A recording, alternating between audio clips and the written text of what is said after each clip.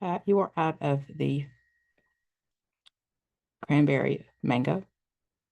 You can just buy a few bottles on the card. Hello, hello, hello. Come on in. Come on in.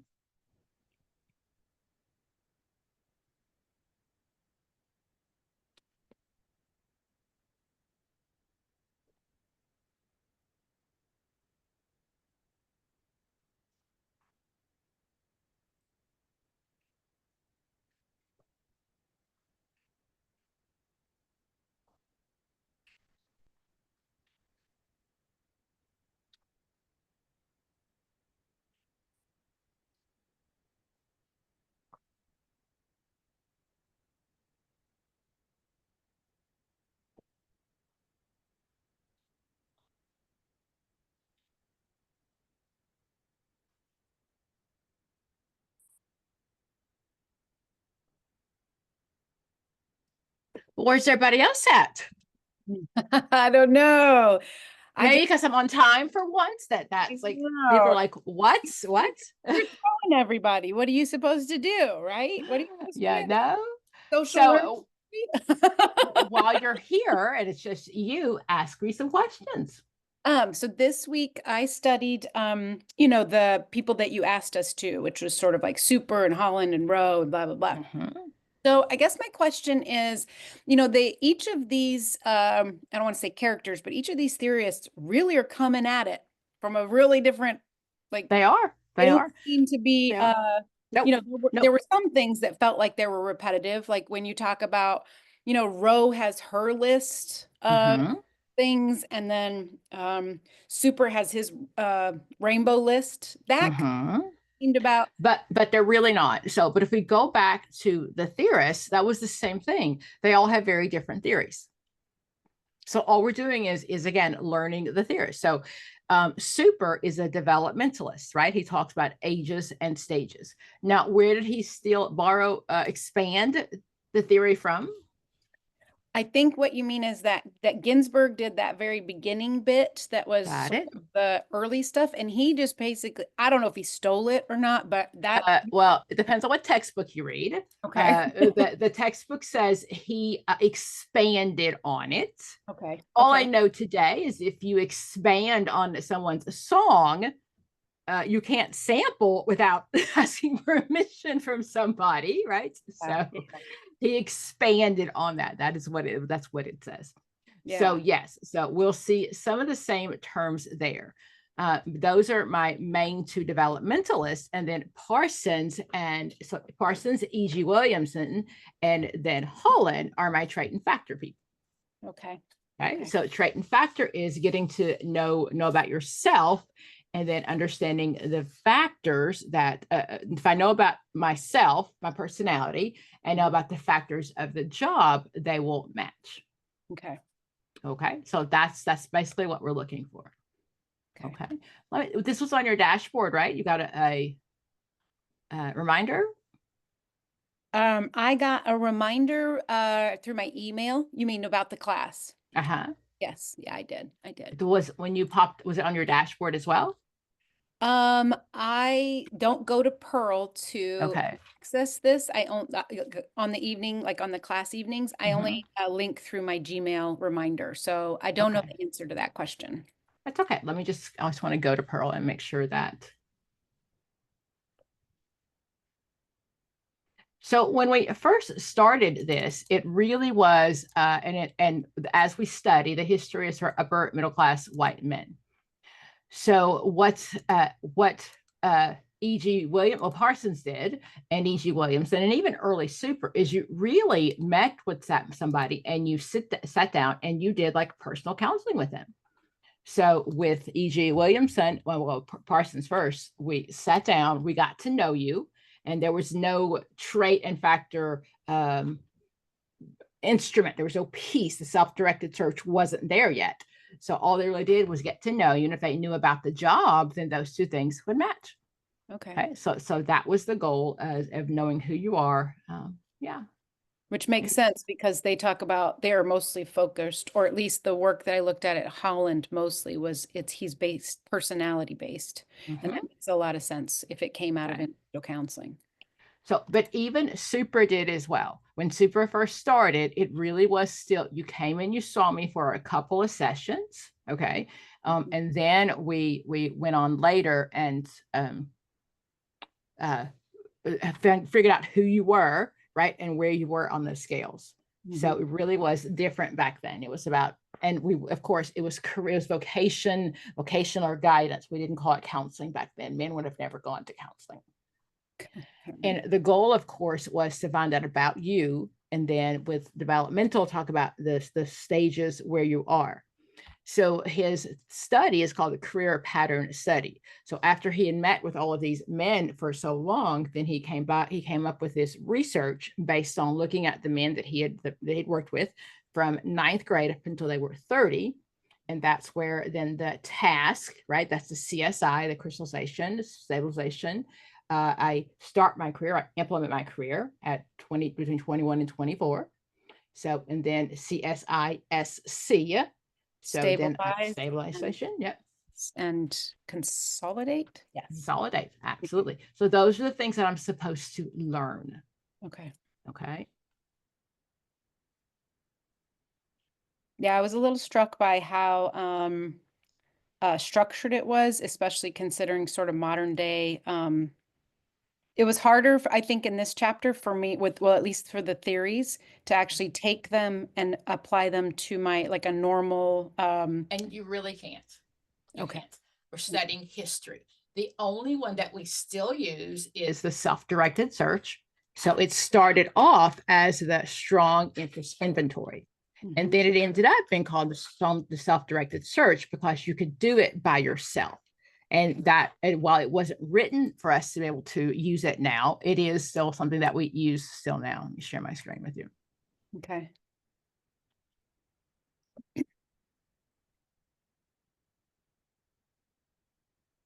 So REASAC, right? That's the acronym. I want to remember them in order as we talk about that. So, but we still use this. A lot of my guidance counselors will say that they use it. Am I sharing? Yeah, I see it. Guidance counselors, vocational counselors, even when you're in college, just trying to figure out your personality. So at first you did it by hand with him. So that was called the vocational preference inventory or the strong interest inventory. Okay. Same kind of things, but you sat down with a counselor and you did it. So what made this so great is in the 70s, it actually was something you could do by yourself. Now they say it was computerized, and I was born in the 70s, and the only computers I saw were the size of an entire room. So I don't know what that looked like in the 70s, but what it looks like now is definitely, this would be computerized. I like to work on cars, I like to do puzzles. I'm good at working independently. So as you go down, this is your personality. Okay. So when you finish up, you're going to come up with a interest inventory. So my highest 4 letters are my code. Okay. So if it's very clear what my code is, it is differentiated. It's very clear that I have 3 high letters. If it's not so clear, it's called undifferentiated. Okay. So then if I score high in IAS or I score high in RIA, then that's my interest code. Right? Okay. So then when I find out my letters, I'm going to go down then to find out what those letters look like and what that would mean. Okay. So if I scored high in realistic, those are jobs that are away from people. I prefer things over people. Okay. All of us should be investigative, but we get paid to be nosy. That's our job. Right? We walk in and we get paid to ask the questions that your mother said, don't you dare ask that in public. Don't ask a woman her age. That's like right off our cycle, right? Our bio cycle. What's your age? Right there. So we always ask that. So you see, psychology is one of those things that's investigative. Okay. Marine biology, engineering, all of those things. Artistic, Okay, so again, those are people, we can always think like Martha Stewart, we can think like rappers, we can think like photographers, anybody in marketing, right? Those are all very artistic style people. I love to cook. I love to cook. I love to bake. I love to take a recipe and kind of use that as a basis. But I tell my kids, if you want to know, you just have to watch me because you season a taste. I don't. That's what I do. Okay, so RIA. The S, of course, hope everybody in this group is a social, that they like people. Mm-hmm. Now, I do teach counseling skills and I teach social work classes, and I do have some people that do much better on the phones. They're just not people. They want to help people, but they need to be behind the phone, not necessarily working with people. We've done some change in my staff, and we have a new person. Her only job is to schedule. Sierra is personable. Sierra loves to spend time with you and talk to you. That's who she is. My scheduler is nice, but you're not going to get a 20-minute phone call from her. That's just not going to happen. She's going to talk about what's your availability, when do you want to get on, and what can I do you. Okay, so yes, she's got a counseling degree, but there are some people they need to be behind the scenes. So would you guess that someone like that would be more investigative? Probably. Okay. Probably, yeah. Okay. So just to be clear, you said the difference between differentiated and indifferentiated. And when I'm thinking about it just very practically, indifferentiated is like every score is a 10. But it differentiated mean like you'll have like a 30, a 30, a 30, and then the rest are 5s. That sort of the idea? Yes. Let's go to the textbook. Hello, ladies. How are you?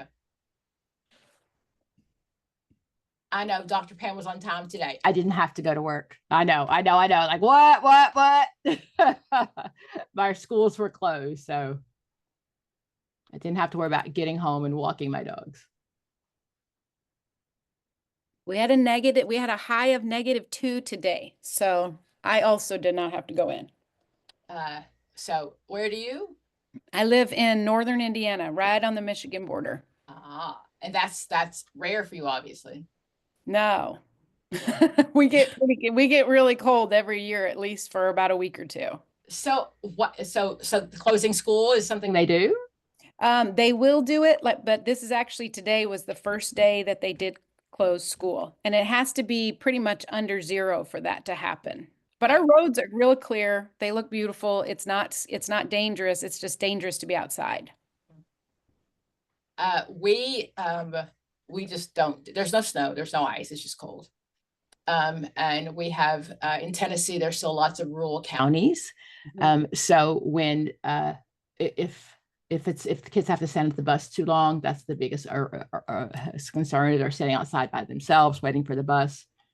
So yes.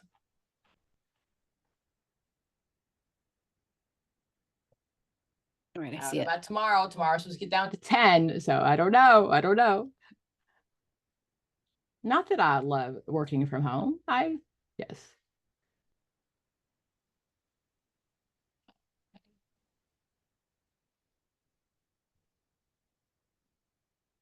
Ladies, I started off just talking about careers. I'll stop in a minute to see if you want to ask questions about other things. Okay, so I started off with, as we start off the chapter, we realized that our big people, I'm sharing, yes? Yeah. Okay, so according to the textbook, Super, Holland, Gottfriedson, Krombos, and Savickas. Question-wise, I would agree with that's probably where. Savickas is probably way down. You're going to see Linda Gottfriedson, that is my circumcision, and you'll see some Ann Rowe questions also. So I started off talking about Super, and Super started with Ginsburg. Super's a developmentalist. He talks about ages and stages. And then when it comes to Holland began with Parsons. So if you go back to the back of the book, we know that Parsons is the first person that had, he said, if I get to know the people, then we can figure out who they are. And once I get to know them, then we can figure out what's good for them. So when Parsons started in 1909, if we go back and realize what was happening in the country at the time, and you'll see that term actualist. So you'll see that means the matching approach, or sometimes that means congruent. It's matching my personality as well as the factor. So what he would do is he would spend time with the person. It really was like individual counseling. He would come in, he would study the individual, he'd get to know you. He knew about the factors. He would tell you about the factors of the job, and then he would make a match. He would say, this is what you're good at. Okay. So E.G. Williamson is next. What you need to know about E.G. Williamson is he was also a trait and factor. He was a little bit Freudian. I've never seen these 6 steps on here. I've not seen these, but these are steps of cognition, how we think. What he's mostly known for is that Minnesota model, or the Minnesota viewpoint. Okay, so in order, Parsons was first, then E.G. Williamson came along later. Neither one of them had any kind of working tools. So what I was showing, and I'll put that in the chat box, is RIASAC. So that is the first time we actually had a tool to work with that really determined what you would be good at. Okay. So 1 second.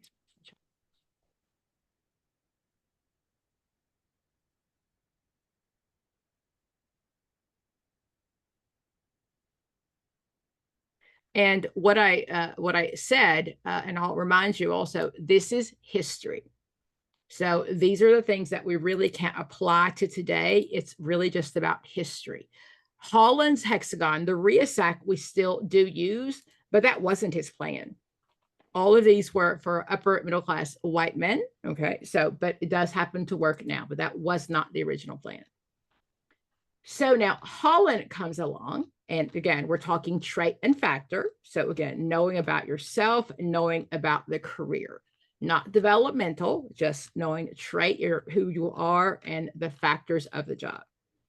So he came along later, and then he came along with his study. He came up with tests, with actual instruments or assessment tools. He said we choose our career based on the stereotype we hold about the different jobs. So RIASAC are the jobs. I'll show you that in a minute. Okay. But when you're doing your score, when you get your score from that, if it's very clear, there are 3 higher scores that will be called differentiated.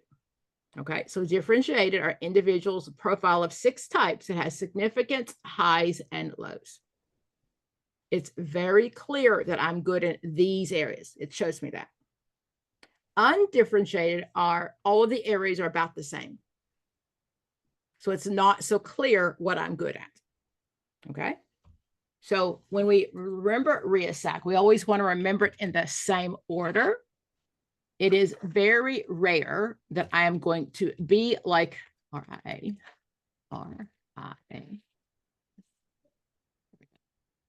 Holland's hexagon, or RIASAC. It is very clear. It's the expectation is I'm not going to be like the one next to me. I will be like the one next to me, not like the one across from me. If you take like one of his inventories or one of his assessments, I kind of didn't really get why we needed the hexagon. So what you're saying is that, like, let's say a high investigative person is going to, across the hexagon to the bottom, is gonna be. So hold on. Help me. So my interest inventory tells me what I'm good at. Okay. So let's say again that let's say that I want to be an attorney. Okay. Okay. So I probably scored high in investigative, right?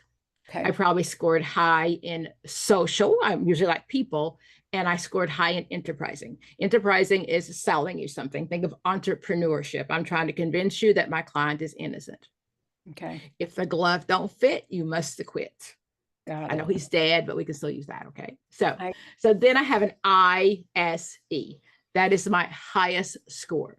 Okay. So then I'm looking for jobs. So that the first letter is your highest score. So I'm looking for jobs in marine biology, engineering, chemistry, zoology. The related fields are health services, business, public and human services. If I scored an S, I'm like people. I'm very social. And enterprising would mean that I can sell you something. So then law is one of those categories. So my RIASAC is my score. And then my counselor sits down with me and says, these are the options for you if you scored RIA. Okay, but the first letter is always your highest score.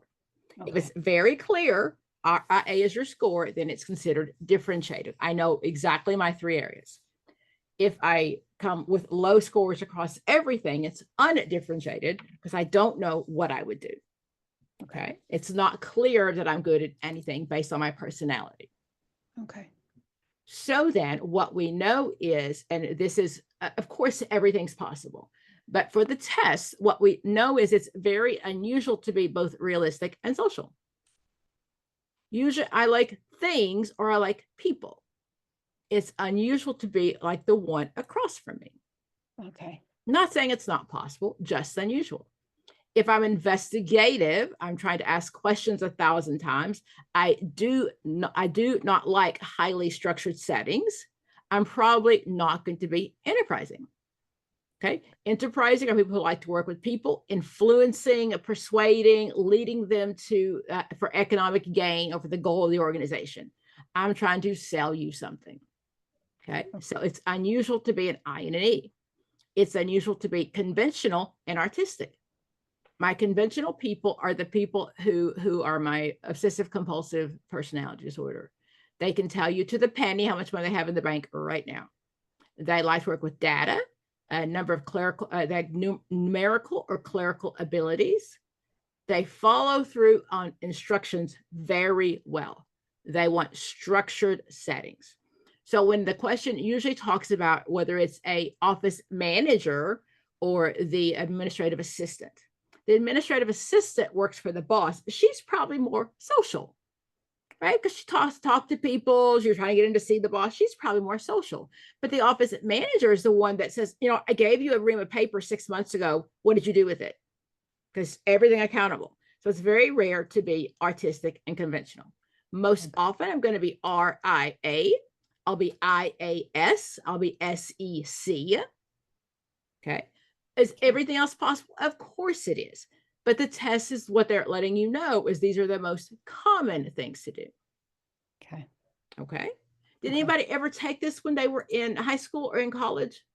It's still very common. It's still used a lot.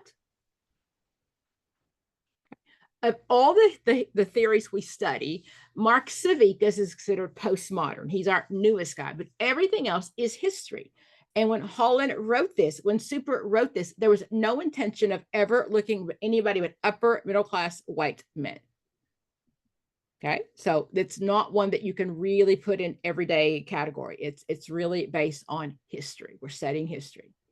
The textbooks say in 1492, Christopher Columbus sailed the ocean blue. He discovered America. I happen to know there are some people here already, but that doesn't change the textbook answer. Right? So what we're looking is, what did Holland say? Right? So again, if I go back to my textbook, consistency means adjacent pairs. If you're next to me, we're more psychologically alike. Okay. Differentiation. So if it's clear who I am, I'm highly differentiated. If not, if I get flat, I'm undifferentiated. Congruence means that I'm very likely to match, but based on this fact, knowing my personality, the first part is a personality test, and the second part is knowing the job that these two should match. And my vocational identity are people who cannot see themselves in a career, or they don't have any idea where they're going. Holland uses the term vocational identity. They have a low vocational identity if they can't see themselves in their career. Okay, give me just 1 second. Let me go turn the oven off. And those are the ones we're looking at with Holland's styles. Okay, and we'll look at questions like those, and those that have taken the test before, you'll get those. So if I scored an RIE, what would I be good at? If I scored a whatever, what would I be good at? Okay. 1 second. Oh, it's only 9:52. That should go. There we go. Give me 1 second. Okay.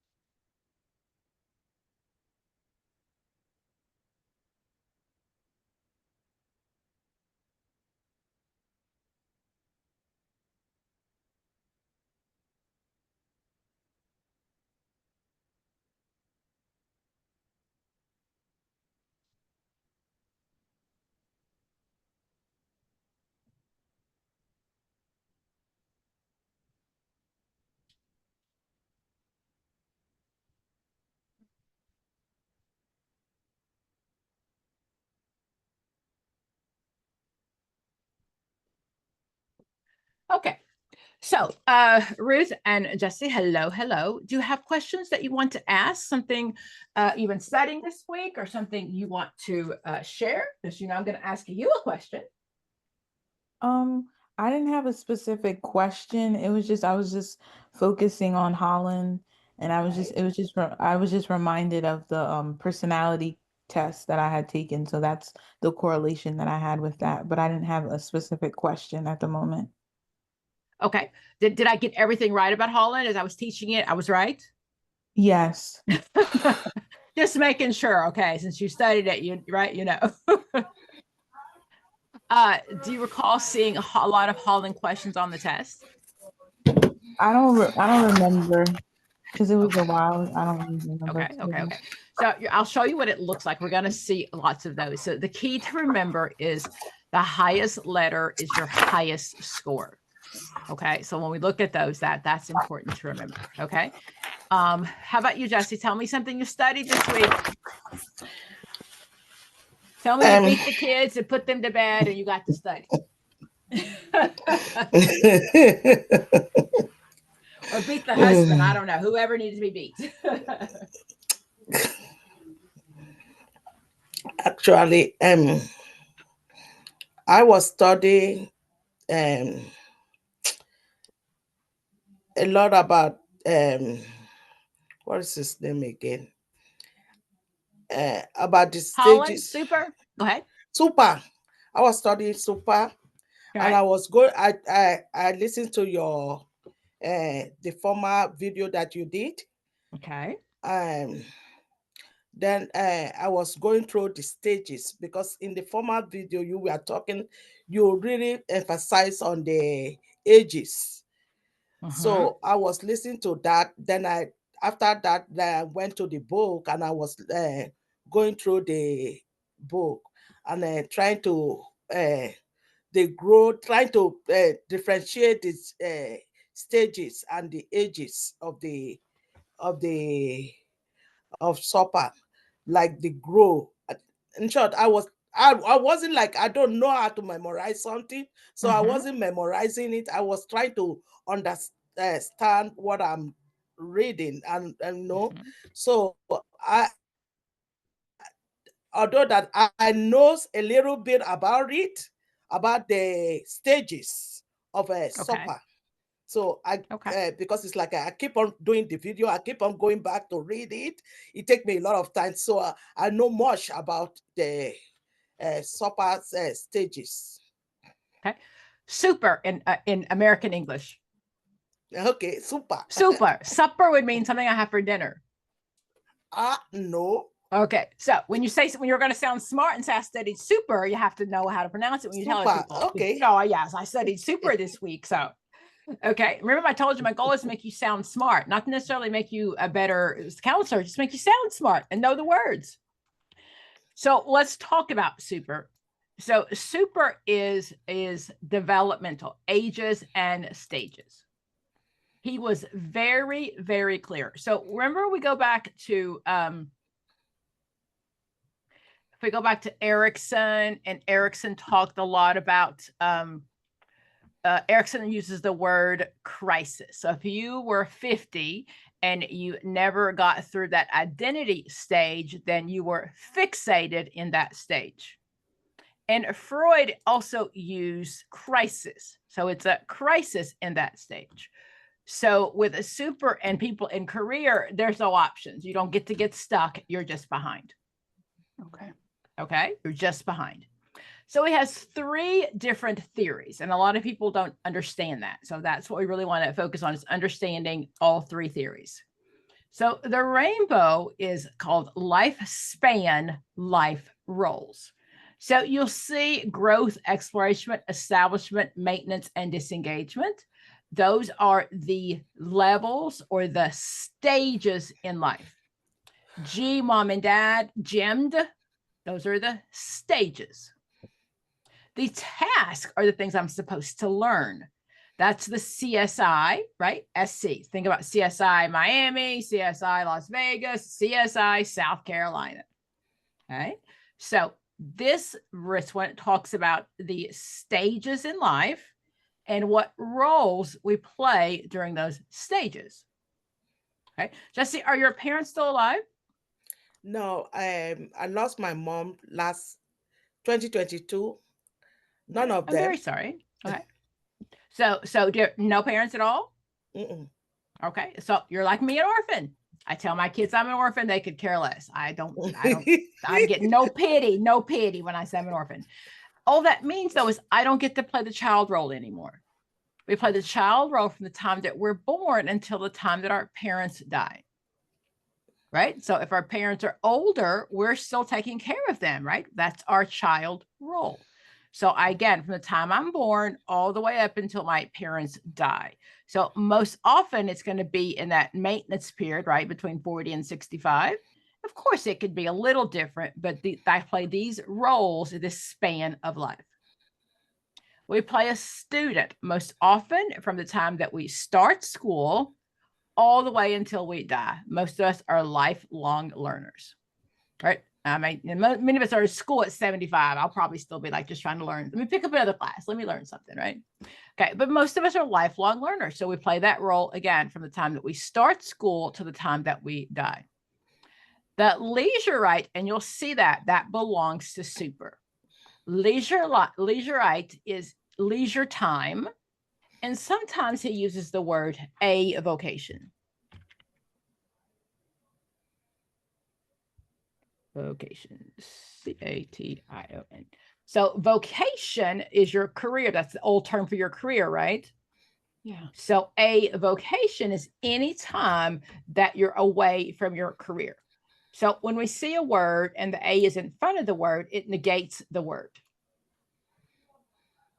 So leisure time is not necessarily when I go on vacation, but it's any time that I'm not working. So it could be after 5, right? It could be whatever I do when I'm not at work. I do according to super.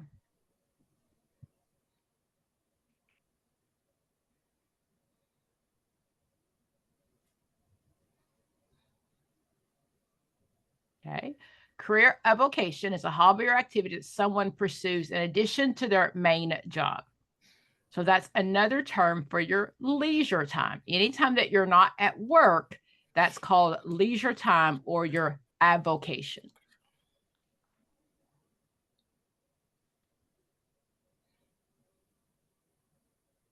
So my leisure time, again, according to super, unless I have a career, I don't have leisure time.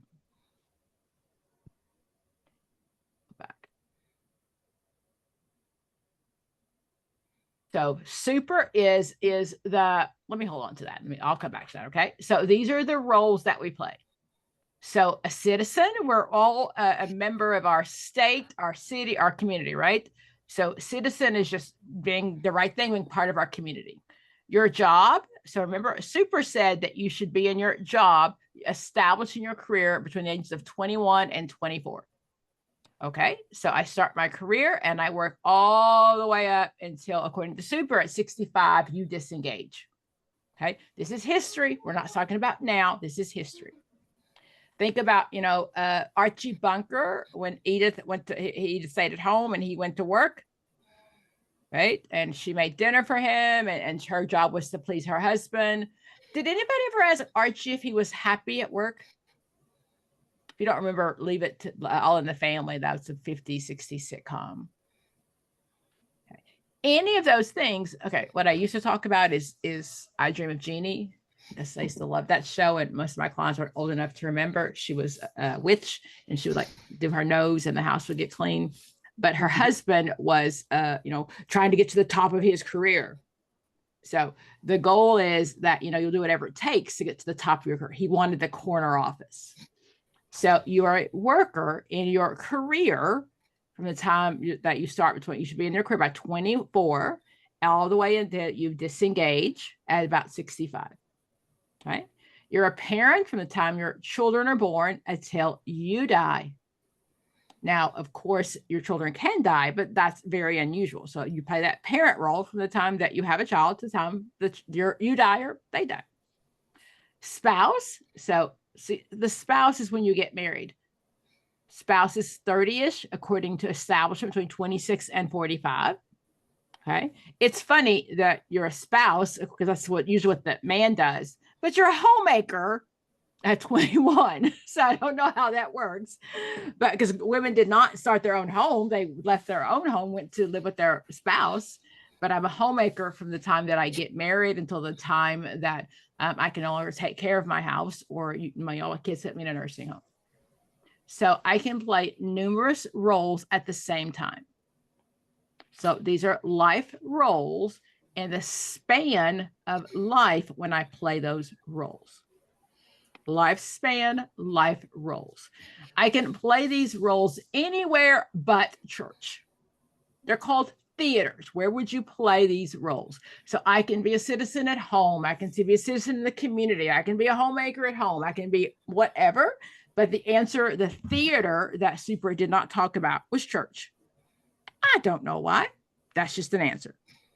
Okay, so that's the rule. So that's one theory, lifespan, life roles. Okay. Now, this has nothing to do at all with the archway. What's the archway? Tell me. Archway of determinants. He had a way of sort of laying out the support of what the concept of like self was, like a visual representation of it. Okay. So what he said, again, these are not related, okay? It's a different theory of super. So the goal is to know what the question's asking me and to not get confused, because it's not just one thing.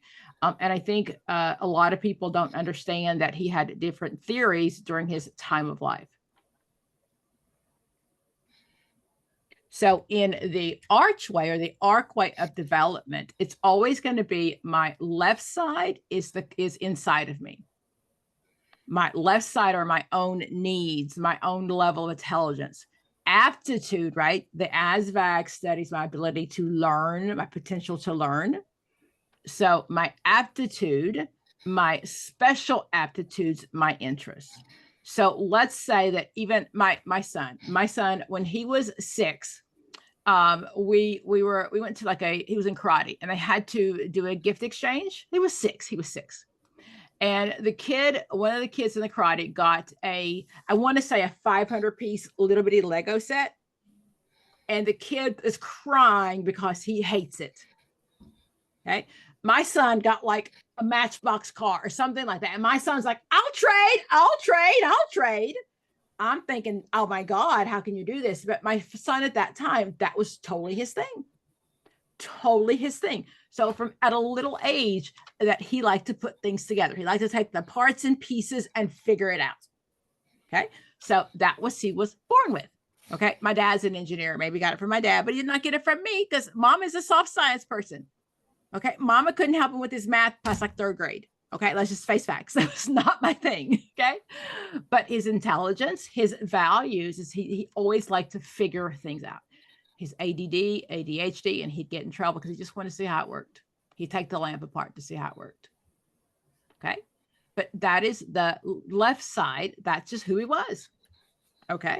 So the right side is the outside. That's your parents. That's the economy. That's society. So when he was 6 and I realized that he loved those Legos, mom encouraged that. Right? We bought, there were Legos everywhere. He had the connects and he'd make the Ferris wheel go around and pick all the pieces together. So society said, oh, that's a pretty cool thing. So when he was in middle school, we went to one of the magnet schools, and he went to pre-engineering magnet school. So for 6th, 7th, and 8th grade, he loved it. Okay. So he has a degree in engineering. So as he grew, as his grew on the inside, and his love for all those little parts and pieces grew, society said, hey, that's a pretty good job, right? The economy says we like engineers. Society says that's a pretty good job. The labor market says we always need engineers. So as the society grew, and as he grew and society developed at the top, he should have found his true self. My son has never used his engineering degree, by the way. And if you're not sure, engineering degrees cost more than regular bachelor's degrees because the assumption is that you'll make more. Not at all. But anyway, there was a girl involved, things changed. So, but that is how it's supposed to work. So I know who I am. This is my inside, my nature, what I'm born with. My nurture is how the community survives and supports me. And then at the top, as I grow and the community grows, I find a job, and that's where I find my true self or self-satisfaction, my role. Men to this day define themselves as their career. Okay. So and again, we're studying history. And for most of my life, I'll be 60 this year. For most of my life, I've defined myself as a wife and mother. That was how I saw myself. I've owned a business now almost 10 years. It is not my last child will graduate from college in May. It is not probably the last 2 or 3 years that I've identified myself as a business owner. Because I was a mama, right? I was so-and-so's mama. That was never how I identified myself. So as a rule, men don't say I'm Jack's dad. Men say I am an engineer, I'm a doctor, I'm a psychologist, I'm a counselor. And we're studying history, right? So even now, if you sit on an airplane beside a man, he's going to usually tell you about his career, his job, what he does. I've begun to do that now, but before I just want to show you pictures of my kids. Right? Look at my son. He's like, ah. Okay. So that is history. So at the top of the archway, I find my true self, my self-satisfaction, my role in life. That's who I am. Okay. That's the archway or the archway model of super. So left is always going to be myself and right is always going to be the community. Nature, what I was born with, and nurture is how society nurtures me. Now, the other one is where we really have to focus on understanding the task as opposed to the stages. Okay, so gemmed are the stages, but the goal is I'm supposed to learn a task during those stages.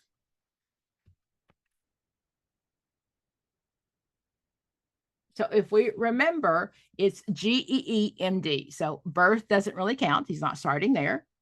But from growth, exploration, establishment, maintenance, and then he called it disengagement. It used to be called decline to begin with, but he changed it later.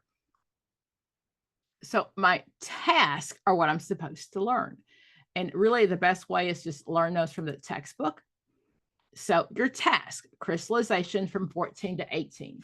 When you finish high school, white man in the 50s, you should know exactly what you want to do. Y'all remember 18? Did you know exactly what you wanted to do? If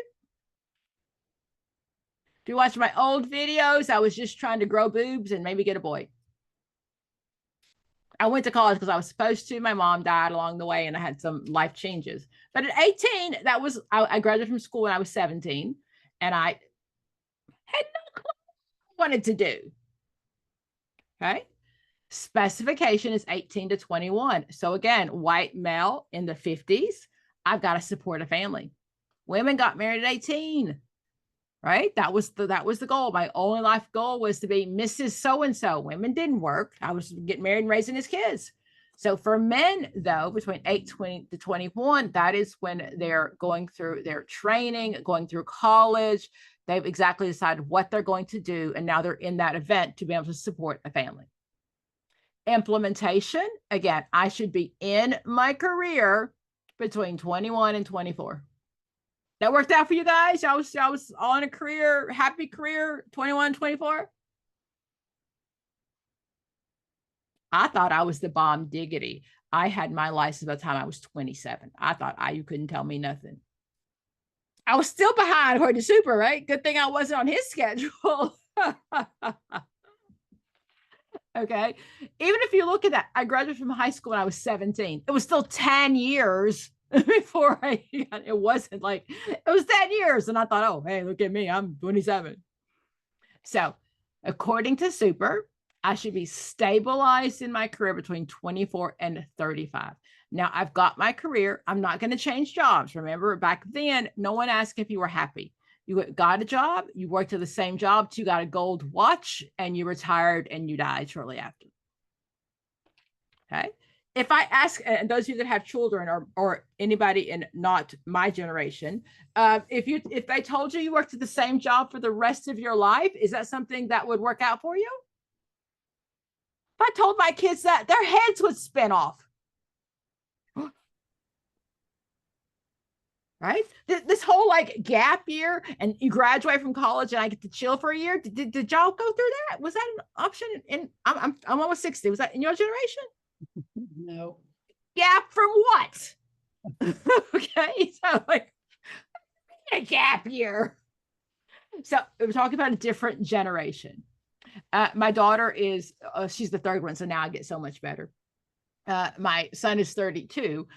He graduated and he moved back home. We've been home for about 6-8 months. And I said, "Are you going to start looking for a job?" He's like, "Mom, I've only been out of school for 6 months." I don't know. When I walked across the stage for my master's, I had a job already. So like, what do you mean? So history. This is not what we're doing now. Okay. And I don't know about you, but my cognitive dissonance, now it's my third one coming along. So now I don't expect her to get a job anytime soon. It's just no better. All right, I have no concept of her getting a job. But you know, the others, yeah. So has anyone, and Ruth, I think you're still very young. I think you're probably one of my kids' ages. How old are you? I'm 28. Yeah. So did you plan on getting a job the minute you graduated? Yes, that's what I planned Really? on doing. Did it work out? Yeah, it did, because I started months before I graduated. You have to start applying before. If Right. you wait till you graduate, it's gonna be a lot harder. I'm impressed. I will say you got a Black mama. Yeah. I'm a Black mama too, and my kids are like, I'm like, Savannah, you know, your lease is up in May. What are we gonna do? I don't know, Mom. I don't know. Okay. Graduation deadline for grad school and for fall is February. I don't know, Mom. But you know what? I'm so much better. So I ain't paying no rent though. Move your little butt back home or support yourself. Do whatever you want to do, but I ain't paying no more money. Just my thoughts. Okay, so again, that's what it looks like in the history. So we can't take what happens now into history. So then stabilization, again, between 24, I'm trying to go higher and higher in my career. I'm trying to get that corner office. And the last task I learned is at 35. At 35, there's nothing else to learn. Okay. I stay in my job. And remember, with super, I worked the same way day one that I worked day 5,627 million. Okay. I'm going to give the same effort I gave on day one that I give on the last day that I worked. Is that true now? Heck to the no. Okay. The only reason I don't call in sick is because I can get I can get paid for my sick leave, so I get a big old fat check in November. That's the only reason I still go to work right now. Am I starting anything new? No, not at all. I'm just trying not to get fired. That's all I want to do. I just can't get fired before I retire. Do you think for the test, we really should focus on making sure we know the age ranges for each? I do. Let me show you a question. Again, I only teach to the test, so I wouldn't harp on it if it wasn't important. I really wouldn't. And he's one that it matters the exact age and stage. It matters. Okay, let me show what that looks like in a question.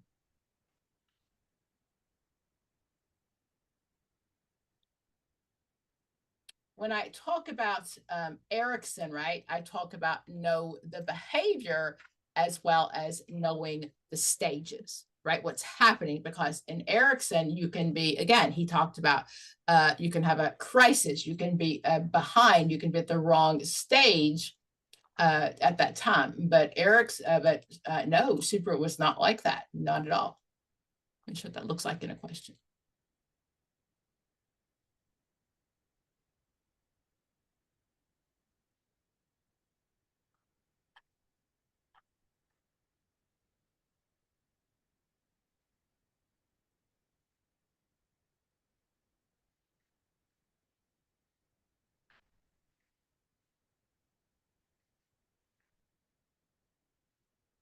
Just give me 1 second.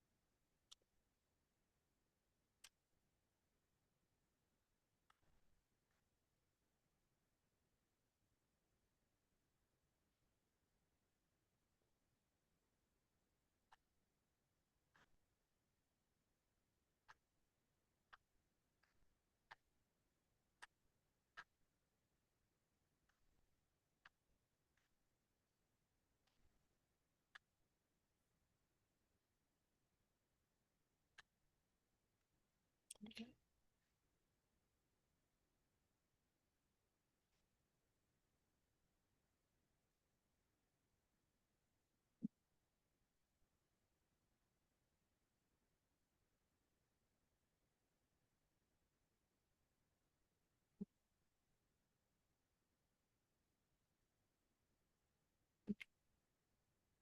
Okay, I'll put it in the chat box.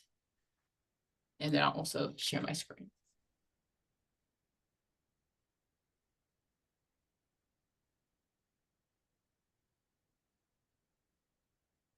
Okay. I'm sharing. Oh, I'm not sharing. Problem.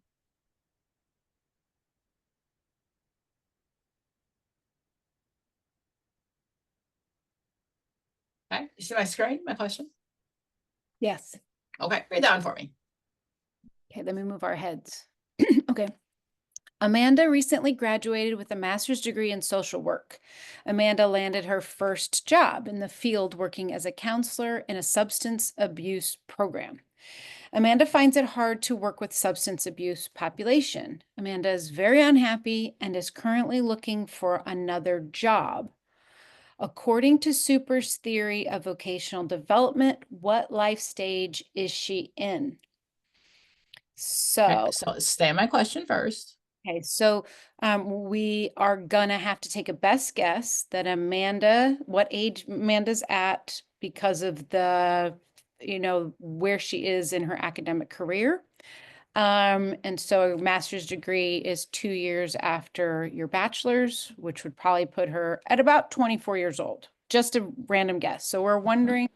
That. So according to Super, that's correct. Okay, so about 24 years old. And she is unhappy and looking. So we're talking about a 24-year-old who's just searching for a possible switch from what she's doing. And I think I left off the D there. So I don't see the D. Maintenance.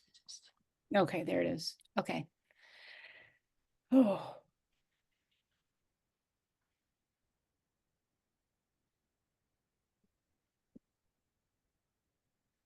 Okay. So we have 4 stages. A is growth. B is exploration. C is establishment. And D is maintenance. Okay. So these are in fact 4 actual stages. Like these are the stages. So we know we can't rule out anything because they threw in some kind of extra term. So and remember, so GEEMD are not tasks, they're stages. Stages. Okay, got it. Okay. So stages. So right off the top, we know growth is not going to be a part of this because growth is those early years, like it's birth to, almost like all the way through high school. So we're past high school, so we know that. And we also know that the maintenance stage is going to be for much older people. You know, they're going to be there. So we can get rid of D. So we go back to the question and we are asking ourselves, is she still in the exploration phase or is she more in the establishment? So establishment is more along the lines of where you actually sort of stabilize. I think that's like what you do in establishment is you stabilize. She's not there. And then also based on my best guess for that age. So I am going to say the answer is B, exploration. You would say that the answer is C. Oh, the answer is C. Now tell me why. What words in the question tell me that? Establishment. Read the question. Amanda recently graduated with a master's degree in social work. So Amanda landed her first job. So we're talking about about 24-year-old. I off the top of my head, I thought 24-year-olds were exploring. Okay. So in this one, she has a job. Okay. If she has a job, she's not exploring anymore. Okay. So the age is a little flexible there. Okay. So 21 to 24 is implementation, right? So let's say she's 25. It doesn't say that. But the bottom line is she has a job. Okay. If she has a job, she's not still exploring. Okay. Does Super care if she's happy? No. Not at all. She has a job. So just to follow up, so I've kind of got this solidified. When you're going through an exploratory phase in Super's opinion, it's really you're still in the education phase. Yes, absolutely. You don't have a job yet. When I have a job, right? So between 21 and 24, that's when I'm trying to figure life out. But once I have a job, then I am stabilized. I'm sorry. So stabilization would be the task, but the stage is I have a job. I'm established. Let me show the explanation behind that.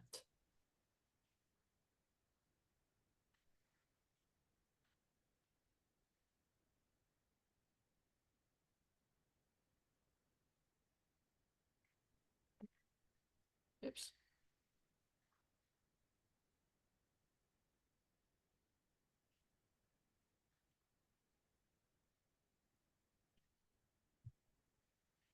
And you won't see that trial substage. You just won't see that. But the goal is she is established because she has a job. Okay. We don't care if she's happy or not. Okay. Everybody see that? So if we go back to our textbook, and again, it didn't give her age. So we had to do some assumption there. Okay. But she has a job.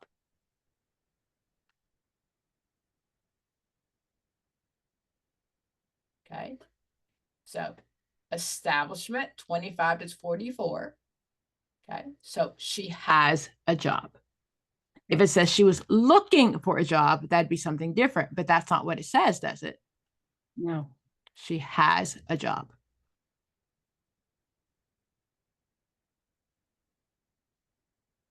You want to process that a bit, guys?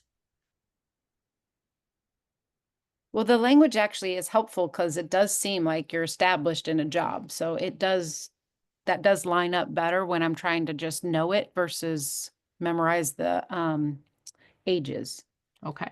And it doesn't give an age. So I don't have enough information to say exactly how old she is. The key in the question, though, is she has a job. Okay. Okay. Are we okay with that, Jesse and Ruth? Does that make sense? Yes. Okay. So history. Okay. Again, we're going back to the 50s and 60s. Did anybody ever ask your dad or your parents if they were happy? Did it matter? That wasn't even a concern. We live in a generation now where kids like, oh, I don't like this job. I don't, but that we're studying history. We're studying history. That wasn't even an option. You have a job. Okay, let's try that again. Okay, Jesse, take this one.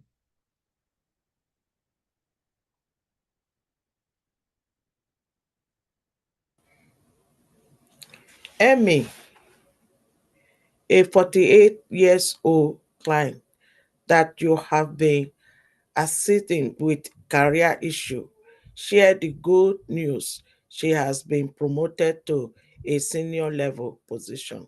According to Super, she Thank you. is the same spelling. According to Super, No, she supper has two P's. according to I know Super, English, American English. I know I didn't write it.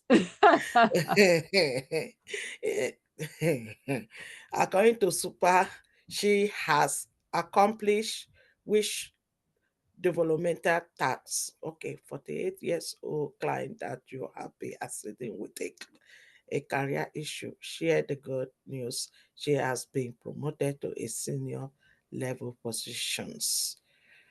Uh, consolidation. Okay.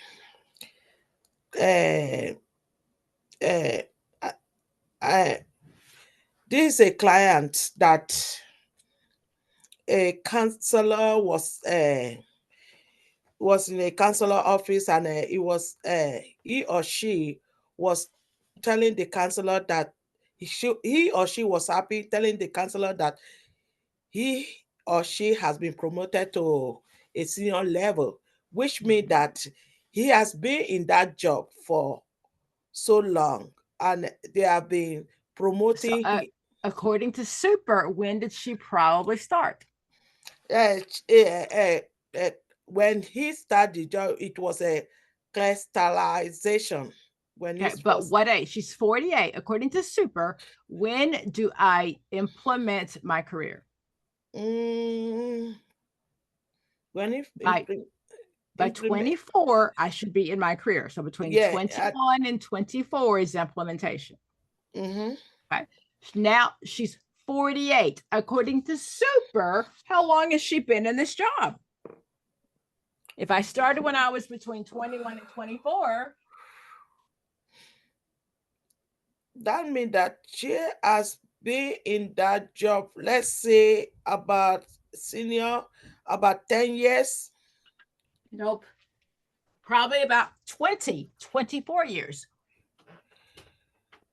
Because Super says, remember, you implement your job, CSI, implementation between 21 and 24.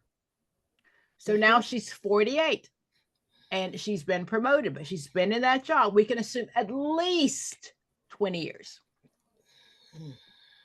Okay, history.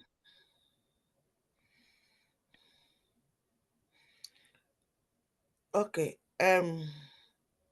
I will I know that it's not crystallization, because crystallization is between 18 to 21.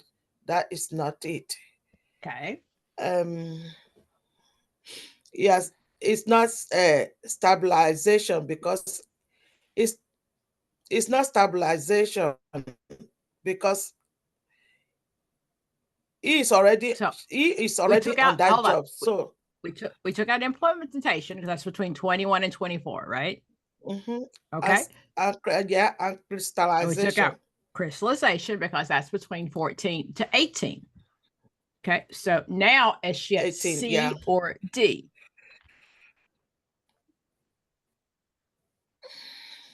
So now it's C or D. I know it's not stabilization, because he's already been there for 20 years or 25 years or 28 years. So I would say consolidation, because he has been there for so long. Absolutely. Absolutely. So it says, what, according to Super, she's accomplished what task? D. My tasks are my CSISC. Consolidation happens at 35. There's no more task to learn. So careers is like other theories. We just have to know what Super would say. It makes no sense to me at all, but at the time, it made perfect sense. We're studying history. Okay. One more. I won't want to leave you out, Ruth. Ruth said, thank you so much, Dr. Pam. I appreciate that. According to Super's developmental stages, a 55-year-old man would probably do which of the following?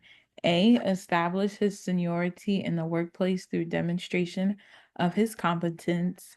B, begin to consider another career due to dissatisfaction with his work. C, work less hard or less often in anticipation of retirement. Or D, continue with his established present career pattern.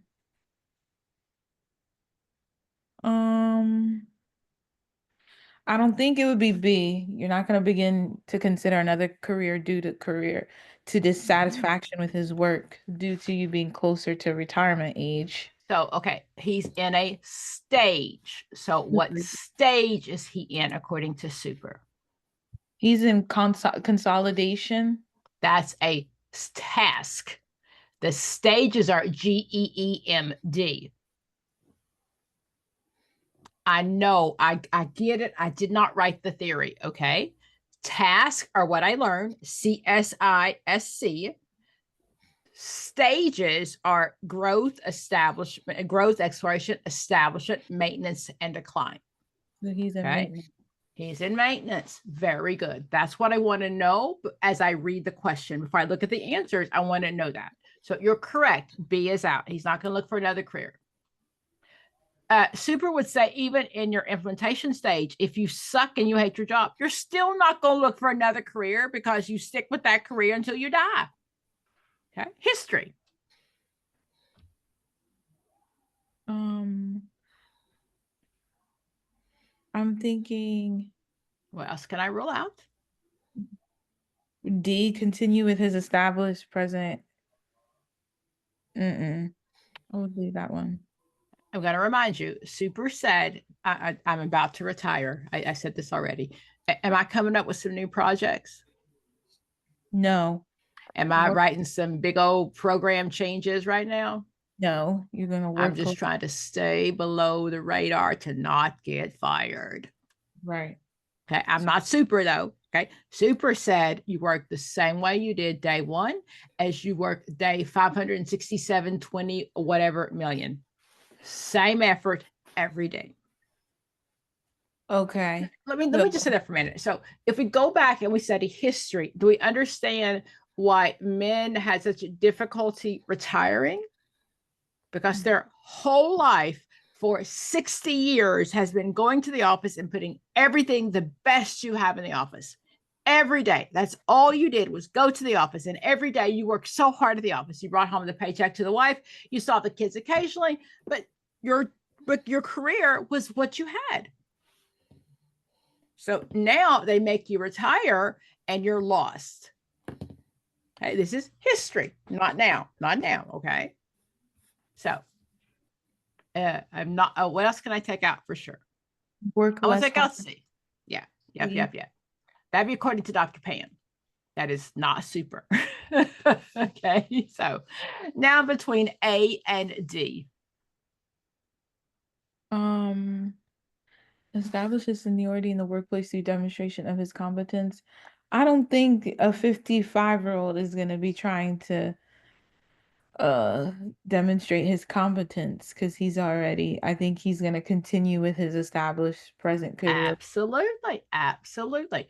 So pre-retirement planning, no, you worked every single day the same way every day. The day you retired, you got a cake and a gold watch. Okay. Makes sense? Yes. When we talk about normal human behavior and we look at men, whenever there's a question about a older gentleman and he's retired and his wife dies, we always assess for suicide. Because most often, again, I've lost who I am, which is my career. I've lost my spouse. I don't see anything else. There's nothing else for me. And again, this generation is much different, but we're studying history. My only job was to make money and support my family. I have a Yeah. quick. Okay, so help me think about this. So in that maintenance stage, we do have the task is sort of to advance and do those things, and that's No, remember, because consolidation stops at 35. even though it's during that maintenance stage. Absolutely, but there's nothing else for me to learn. I'm just maintaining. I'm not trying to do anything different, but show up every day and give all I have to the company. Okay. I owe my soul to the company store. So tasks end at age 35. Yes, there's nothing else for me to learn. Okay. Okay. I really Okay. do have to memorize history because that don't work anymore. That at 35, we're just starting these days, right? Yeah. But we're studying history. Okay. Yeah. No, I think your husband should know, of course. Be sure you watch the video, Jesse. Okay. So again, we're talking history. I try to think about my dad. My dad, he was born in he graduated from when he was born, 44. My dad was born in 44. Okay.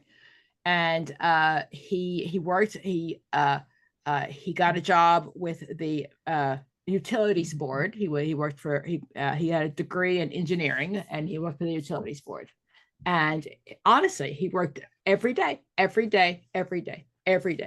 asked my dad, my mom died. So I remember 30 years ago asking my dad, so because your labor is supposed to be similar to your mom's labor.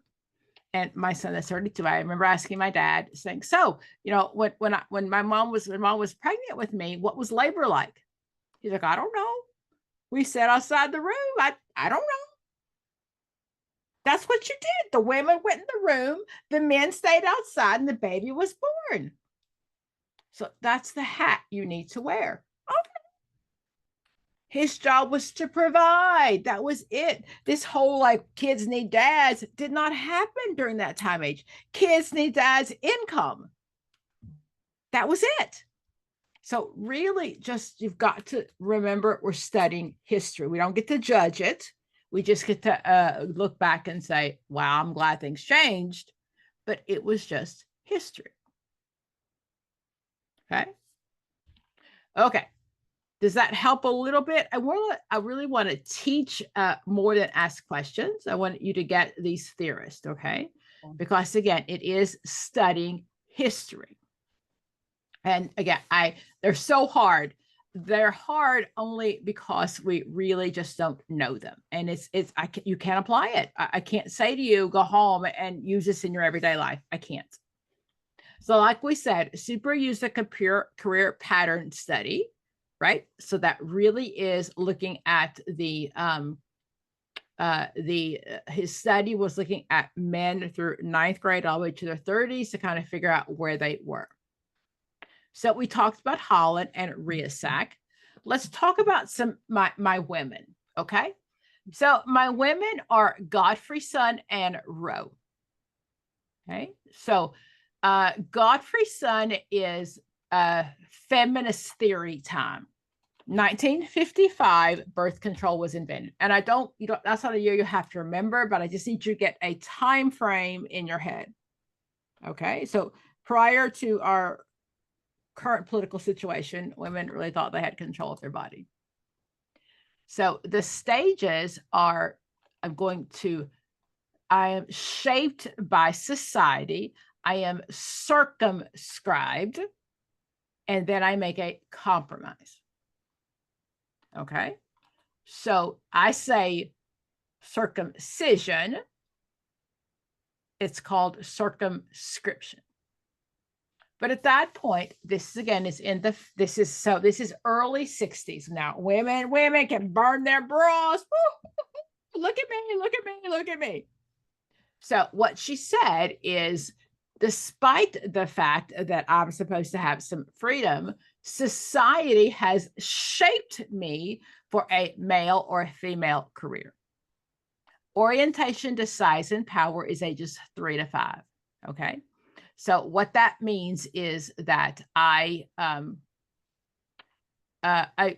adults, careers are for adults. I could care less. I could care less. Those are adult things, adult people. I don't care.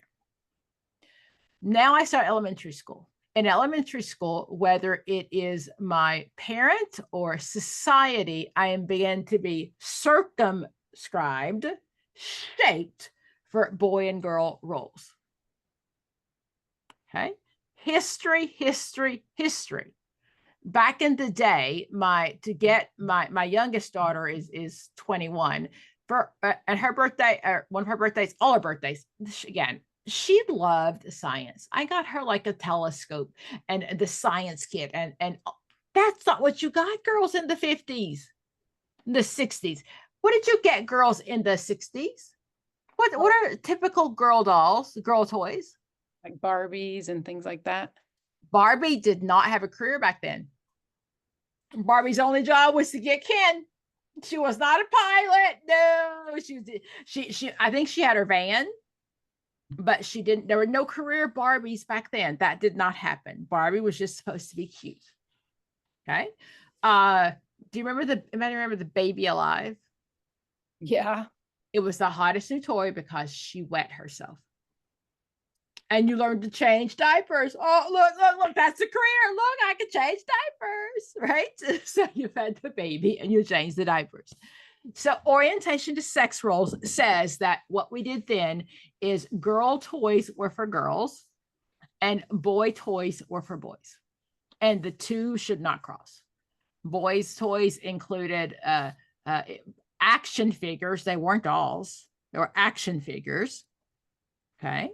And they were all very much career related. Army men. There was no medicine kit, the doctor's kit for girls. That was for boys.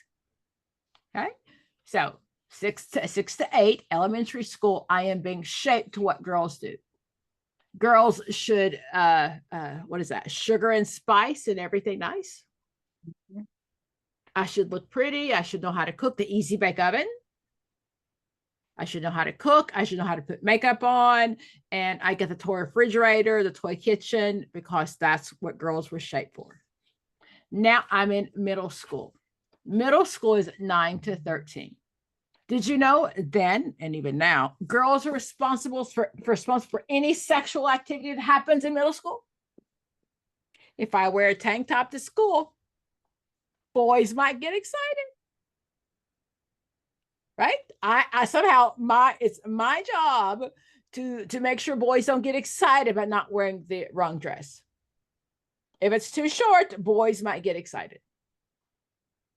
Okay, most dress codes have changed, but definitely that was the dress code for so long.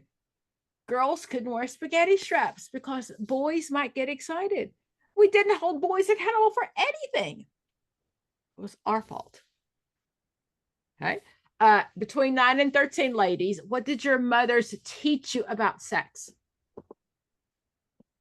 Not to have it. Aspirin, keep your legs closed. That.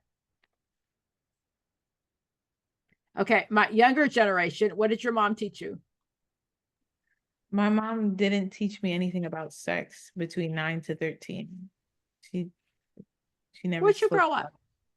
Huh? Where'd you grow up? Your States? In the United States. My parents grew up in Haiti.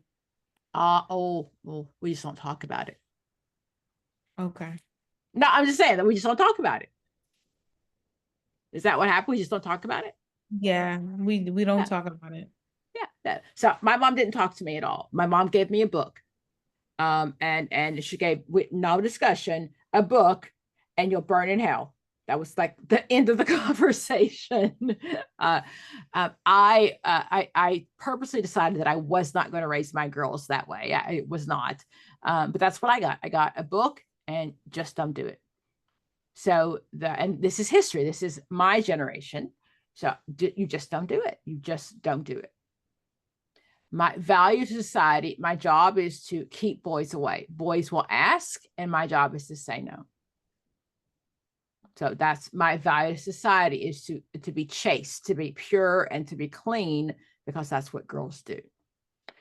What we know definitely what happened in the early 2000s, and I hope still happens, is we started the gender-based classes, especially in middle school, because what we know is girls dumb themselves down for boys. So he doesn't want to think I'm smart. He wants me to be cute. So in many schools in the United States, we began to separate math and science with girls and boys. So girls would really begin to grow and be the best that they could without having to worry about what boys think. But back in the time, your job is to be seen and not heard. My mother told me, I've got 2 brothers. I'm a firstborn. I am competitive as all get out. My mother said, if I want the boys to like me, I should let them win. Right? That's what you do. That's what you do. Okay. History. Okay. With my daughters, a very different story. Okay. But again, history is still, that's what we did. So now I'm in middle school, and I know my value to society is to make sure that I'm a virgin, to make sure that I'm cute and pure, and I stay away from boys. Boys at that time were thought, okay, be rough and tough and tumble, get a career, you got to support a wife, you got to do all these things. So the rules that are acceptable for boys are not acceptable for girls. Again, we're talking back in the 60s. If a girl got pregnant, did we ever shame the boy? Not at all. It was the girl's fault. Like, she got pregnant all by herself. The boys out here like, oh, look what I did. But society shaped the girl to be ashamed. Okay. So now that I've learned that in middle school, I learned that my goal is, this is what women do. We keep our mouth shut. We say nothing. We do all like, and so now I'm in high school, and I take that middle school value and I internalize it. I believe this is what I'm supposed to do. So as a girl in the 60s and 70s, I'm going to stay in a girl job. I very much remember, and it's in my videos, I graduated from high school in 83. I know most of you weren't even born yet. And my senior year, the recruiter came to school, and I graduated top of my class. I was a bookworm. I love school, top of my class. And the Army recruiter came, and I went home and told my mother that I wanted to jump out of airplanes. And my mother looked at me and said, girls don't do that. And she was right. The girls didn't do that. There were no women in combat. There were no women on the front line. And if you went to the military, you went as a nurse. Okay. So again, back in my day, I was taught to stay in a career that was girl-based. We're studying history. Unfortunately, it's still not always history. I always talk about my videos in Congress. So a man can filibuster. That means he's going to fight all day and say, this is wrong. He can take the time on the Senate floor, blah, blah, blah. And he's just a pain in the butt. If a woman does it, she's bitching. Or she must be on her period, right? So there's still, even today, there's still circumscription going on that women behave this way because women do differently. So now that I am shaped this way, according to Godfrey's son, I'm going to make a compromise in my career. So what that means is I am definitely not going to take a job. Again, history. I'm not going to take a job that is out of my zone of acceptable tolerances. And she said that was for both men and women. So if I don't have that, you're not. But what she said then is, let's say that I am a female, I'm a male nurse. I'll take the job. I will definitely be the head of nursing, but I'm not going to let my picture be seen on the billboard saying I'm a male, I'm the head of nursing. That's not going to happen. I'm going to compromise. I'm going to stay in the traditional male or female roles. Do you remember a couple of years ago at the Super Bowl, we had it was a big deal because we had a female referee. It was a huge deal, right? It was a huge deal. And I don't think we've had one since then. Right? Because that's football is a man's job, right? Football, that's what men do. And to be a referee at the football game was not okay because that's a female job. But I will call a spade a spade. We have lots of female sports announcers correctly now, don't we? Have you ever seen an ugly one? Nope. Not at all. Not at all. If you're cute, you can be in the locker room. Yeah. Again, so that's I'm just, those are just my anecdotals. That's not a test question. But in society, if so, sports are for men, right? And if you want to be, and I have, I'm not a football fan, but I have watched enough people that the women are amazingly smart. They can tell you all day, every day about stats and how many touchdowns you had and all this good stuff. But if they're not cute, have you seen them interviewing somebody in the locker room? Nope. Just my opinion. Okay. Again, we're studying history. So circumcision and compromise. I am shaped to stay in a girl job, or boys are shaped to be in a male job, and we're not going to compromise. Women will compromise. Women will keep their mouth shut, but men will stay in their zone. There's a lot of female truck drivers these days. Have you ever seen any of them? Beautiful. The nails, the heels, like, oh my God, drop dead gorgeous. Have you ever seen a picture on the side of the truck of the hot female? No. Because somehow I think she's not good at this job if she's both attractive and she's a truck driver. Those two things don't make any sense. Okay. One of the things with my son, again, he's 32, and I would say, hey, you know, when he was in college dating, I'm like, hey, do you not have any classmates? He's like, oh my God, engineering women are ugly.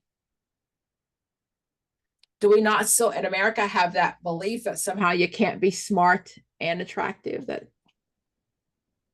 Okay, again, so circumcision is that we are shaped and then we make a compromise. Think about women's lib movement. Think about feminist theory. That's when it happened. Okay. History. And I'm going to pretend like things are all better now.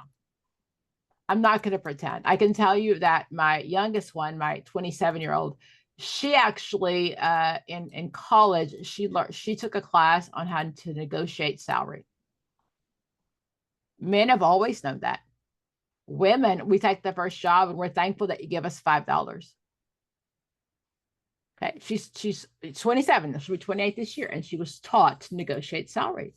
And that's something with that women overall just weren't taught then, right? We take whatever they give us.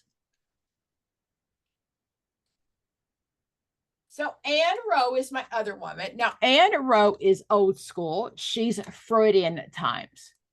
Anne Rowe talked about fields and levels. Do we have any idea what that means?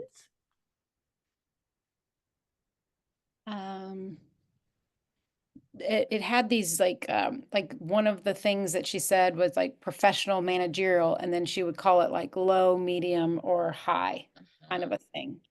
Okay. I'm assuming that's the difference. Okay, so fields and levels are not associated with each other. Those two things they're two different dimensions of her theory. Okay. It made no sense then and makes even less sense now. I'm not really sure why we study her. I really think it's because they need to throw a woman in for the heck of it. but she's during Freud's time. The two women that are during Freudian times, the only two women are going to be Margaret Mailer and Anne Rowe. Every other woman we study is after the feminist movement, after 1955. So those are newer, right? So Godfrey's son. If we talk about Carol Gilligan, who talked to, she went against Kohlberg's theory that women think differently. Any other woman we study is new. Anne Rowe and Margaret Mailer are neo-Freudians, back in Freudian times. Okay, so again, I'm just trying to help you remember time zones, and not that that's going to be a test question, but just remember where it's at. Okay, so Anne Rowe's theory was not necessarily for women, because this was way back then when women didn't count. So her theory said if you grew up in a cold home, if your parents were not warm and fuzzy, if you didn't get hugs and kisses, if your parents were emotionally rejected, emotionally neglected, or maybe even over demanding. Okay, so my kids grew up in the Kool-Aid house. Remember the Kool-Aid bust through the roof, right? Okay, and all of my kids' friends were always welcome. We'd buy the cheapest hot dogs ever, but you're always welcome. I always wanted my kids to know that home was okay, and I'd rather them be at my house than anybody else's house, because at least I knew what they were doing.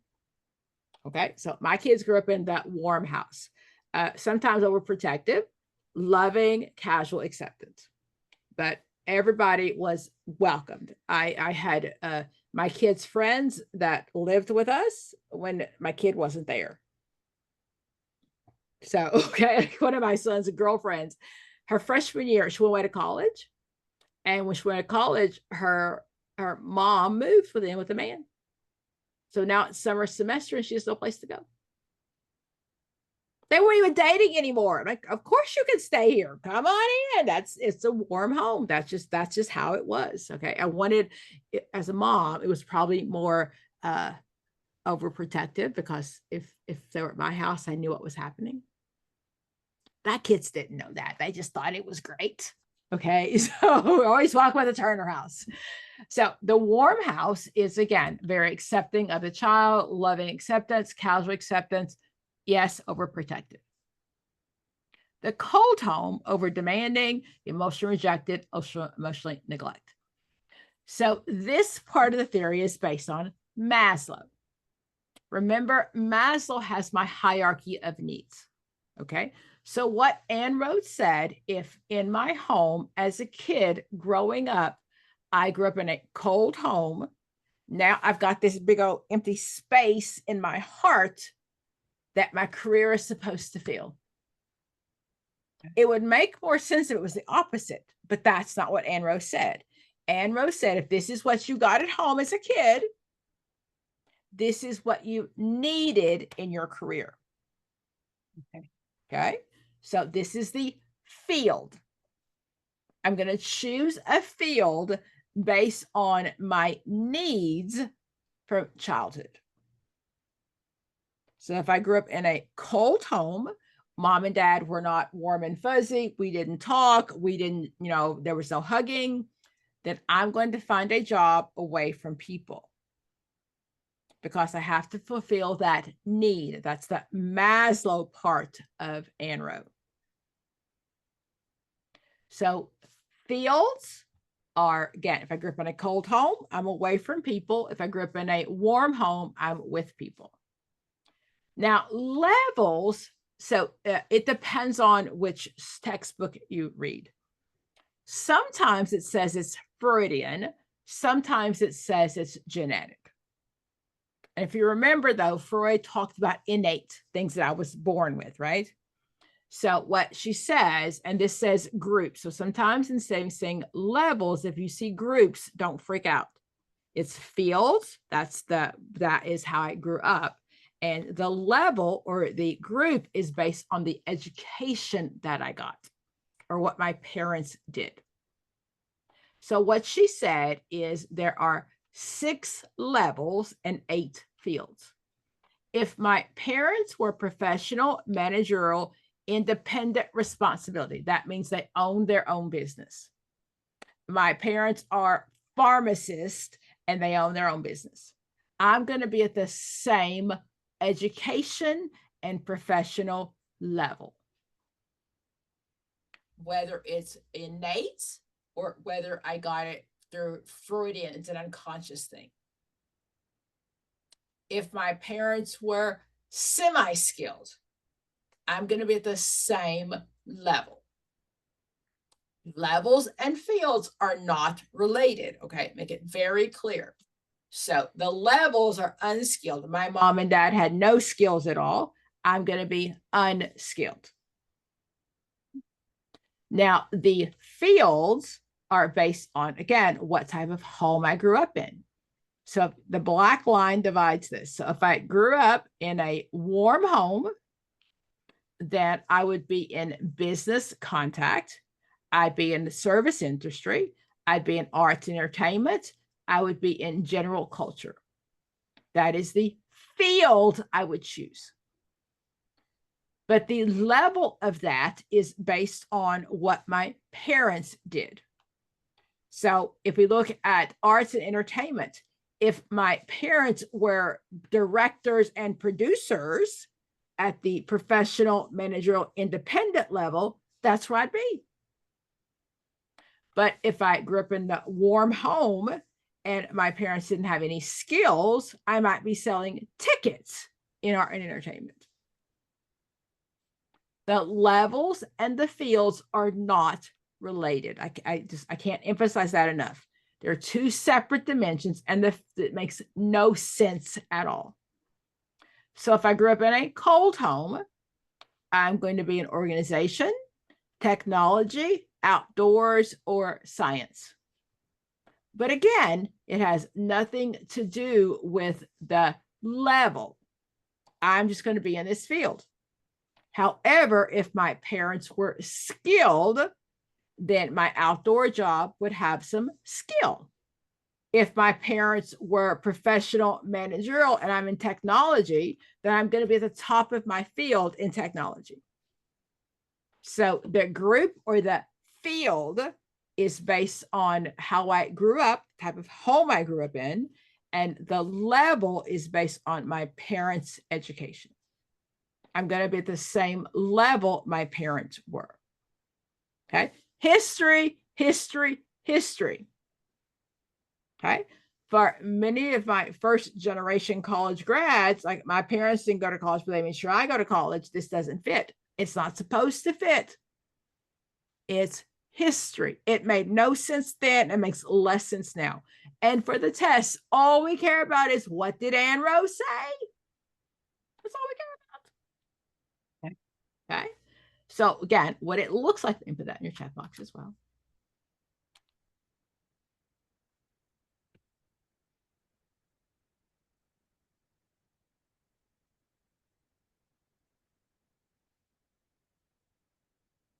Okay. So at the end of the day, what it talks about is if I grew up in a cold home, I am not going to be with people. I'm going to be in technology, outdoors, and science.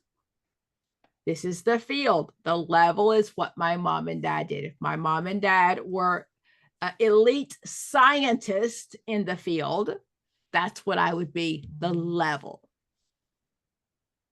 Okay. If I grew up in a warm home, we would be in the service, the business, organization, general culture, arts, and entertainment. That's the field. But the level depends on, again, what my mom and dad did. Confusing? Yeah. I hope so, because it makes no sense. Okay, so it makes no sense. Ask me questions, and I'm going to show you what it looks like in a question as well.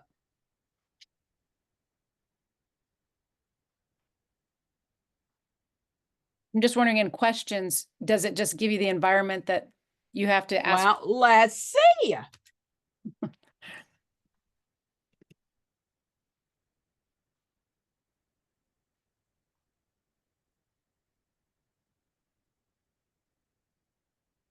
Okay. Ruth, take this one for me. Am I sharing? Not yet.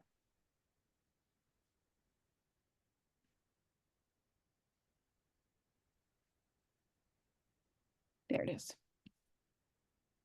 According to Rowe, the occupational level a person achieves is related to Okay, A. so but I don't, before I look at any of those questions, I'm remembering fields and levels.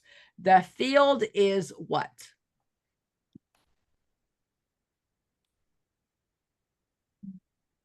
The field is the home I grew up in, whether I grew up in a cold home or a warm home. Okay. With these one line questions, we're always really going to recall the theorist before I try to go to the questions. I want to have an idea of what I'm looking for, and I want to shoot those one line questions. I want to scream whenever I see one, because if I don't know the one line, I'm SOL, right? A paragraph I can figure out, but if I don't know what this means, I'm just out of luck. But I know that the level is what my parents did. The field is the type of home I grew up in. Right? Yes. Okay, go ahead now. A. Okay. According to Rowe, the occupational level a person achieves is related to A, the occupational field the person chooses, B, the person's unconscious psychological needs, C, the person's relationship with his siblings, D, the person's preference for people.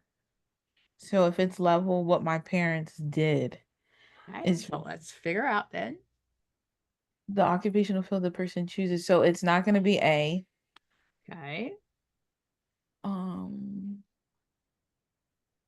It's not going to be the person's preference for people. Now between B and C, oops. And when I get down to B and C, when I get down to 2, we're always going to do the same thing, right? We're going to go back to the question. We're going to compare the 2 to each other, and we're going to rule out or decide between B and C. These are just test taking rules. Even if you know the answer, we're going to follow the same rules of test taking. So the question's asking the occupational level a person achieves is related to B, either the person's unconscious psychological needs, and C, the person's relationship with his siblings. So if level is what my parents did, the best answer would be the person's unconscious psychological needs. So, absolutely. So some people say that's a Freudian level. Some people say it's genetic. Okay.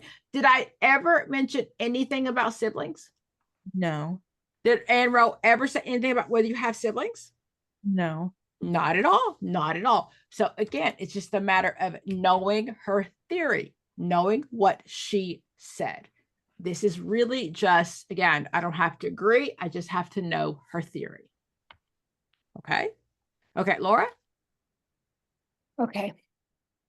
During a career counseling session with your client, she tells you that she has always been interested and felt more comfortable working with things and would like a job working with machines. According to Rowe's theory, which of the following would most likely be true? So this is going to ask, we're talking a little bit more about the field because we know that the fields, whether you, and according to her, if you grew up in a cold house or a warm house, you're going to be more likely to gravitate towards working with people versus working with things, kind of a situation. Okay. Okay. So, A, she was raised in a large extended family. B, she was raised by warm and accepting parents. C, she was raised by parents who were cold and rejecting. And D, she was raised as an only child. Okay, so A, like we said, Roll out. yeah, we're ruling out A because she never talks about anything about siblings or anything like that. Okay, well, A says extended family. Okay. Extended family or grandparents, great grandparents. Okay. So that's not siblings. That's when I think extended family, we go to when we're in a genogram, that's extended family, grandparents, uncles, cousins. Okay. Okay. And then it doesn't talk at all about like any kind of birth order or anything. So D would go out the window. Okay. So now between B and C, Okay. So we got to go back to this same question. thing. Exactly. Compare two to each other and go back to the question. Which can I prove in the question? So this is about doing a job to meet your needs. So She if feels she more were, comfortable working with machines. okay, and so to work with machines to sort of meet your needs. So the two here answers are B, she was raised by warm and accepting parents, or C, she was raised by parents who were cold and rejecting. So I think, wow, okay. If you were raised by parents who were cold and rejecting, you would need warmth. You know, you would be Nope, nope, nope. Not the opposite. Whatever I got at home is what I need in my career. That's Maslow. I need the same thing that I got at home. Now that I'm a grown up, my career has to fill the same need that I got at home. Okay. Okay. So yeah, so working so if you're used to sort of being cold and rejecting, then it would be very similar to work with machines versus Ding, ding, ding, ding, she ding, was ding. raised by It warm. would make so much more sense if it was opposite, wouldn't it? It would. That's why I got I know it would make so much more sense, but that is not what she says. So remember, Maslow are my basic needs. So while my parents provided those needs when I was a kid, as an adult, now my career provides those needs. Okay. Okay. So I know it makes no sense at all. I gotta write this down. Okay, good. And be sure you go back watch this video where it says Dr. Pam says it makes no sense. It makes no sense again, but it doesn't really matter because that's her theory. That's all we're doing is we're learning the theories. Okay.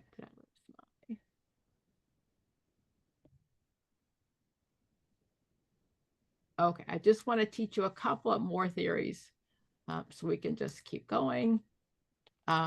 This is our first week on careers. Yes. Okay.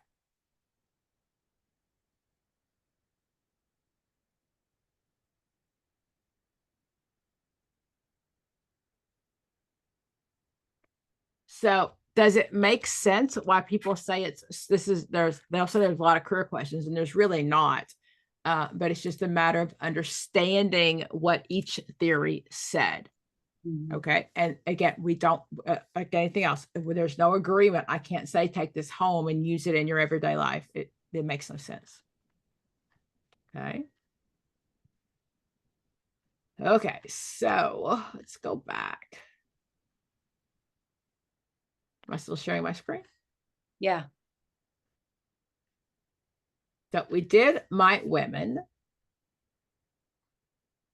Okay. So that was Anne Rowe needs approach.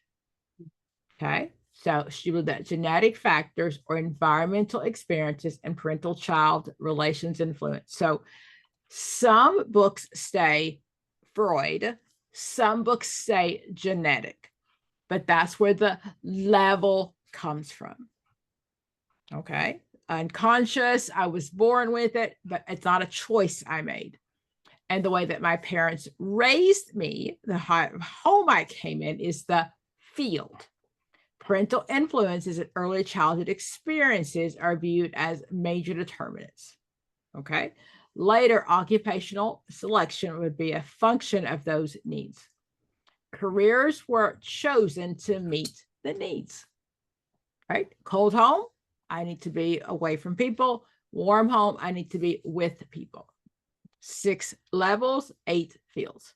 We don't study Hopcock. If you see him, you should know everybody else and know he's not the right answer. Okay. Tiedemann and O'Hara. Sometimes you'll see Tiedemann, sometimes you'll see O'Hara. You'll see Tiedemann and Jackson. You'll see Tiedemann and Miller. So he is based on Erickson. So you'll see that if it's the theorist that's based on Erickson. So Erickson talked about ego, right? So in this theory, what I'm looking at is there are 2 stages.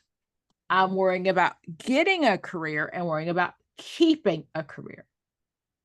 So the first stage is called anticipation or preoccupation. I'm worrying about getting my career. Okay. Exploration, crystallization, choice, and clarification. So these words sound a little superish, don't they? Yeah, they really do. They do. Okay. So exploration, now I'm trying to figure out all the options out there. I'm going to crystallize. I'm going to narrow down to what I think I should, this is what my career would be. I'm going to make a choice. I'm going to clarify my choice. What he said is when I come to clarification, if I can't figure it out, I get to go back and start all over. I can go back to exploration if I can't clarify my choice. Okay. So the stages are worrying about getting a job, worrying about keeping a job. Chat box.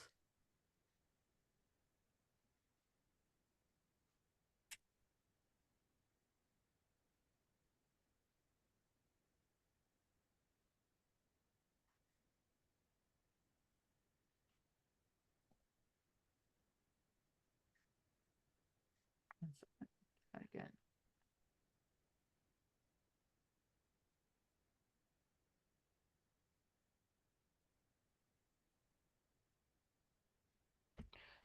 One of the things, again, what you'll see is the question may say, which of the career theorists is a follower of Erickson? Which career theorist is a follower of Maslow is going to be Rowe, right? Right. Okay. I'll put your chat box and I'll go over it to make sure I give it to you.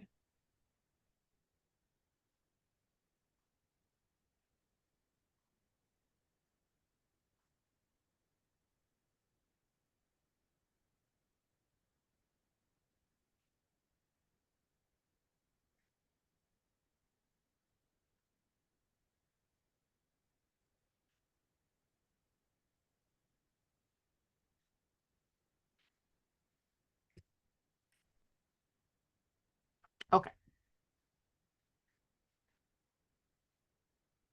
So the theory says, as you look further into Erickson's theory, you will see a career perspective at the stages. So he would still be considered a developmentalist because he looks at ages and stages. Tiedemann O'Hara would argue that career development is linked to cognitive development, right? So as I develop through life, that's how I make these choices. So there's the process of decision making. That is when I start my what career I want. That's anticipation or preoccupation or anticipation, or I'm preoccupied with finding my job. So exploration, I'm exploring, right? I am looking at all the possible career opportunities out there. Crystallization is the same thing really as Freud stages right now. So it's pretty clear this is what I want to do. I'm not Freud, super stages. I've crystallized, right? He says I'm 18, but I know what I want to do. Choice is then now based on that, I've made a choice. I want to be an Indian chief. Okay. So clarification takes time to an opportunity to assess the choice and clarify it. If I'm not okay with being an Indian chief, I get to go back to exploration and try again. That's the first stage. So I'm anticipating or I'm preoccupied with finding a job. Now I go to the second stage. I've found my job, and then it's called either implementation or accommodation. Most often, what I'll see is what I want you to remember is I worried about finding a job, worrying about keeping a job. I'm anticipating, I got the job, worried about it, and now I'm trying to implement and keep the job.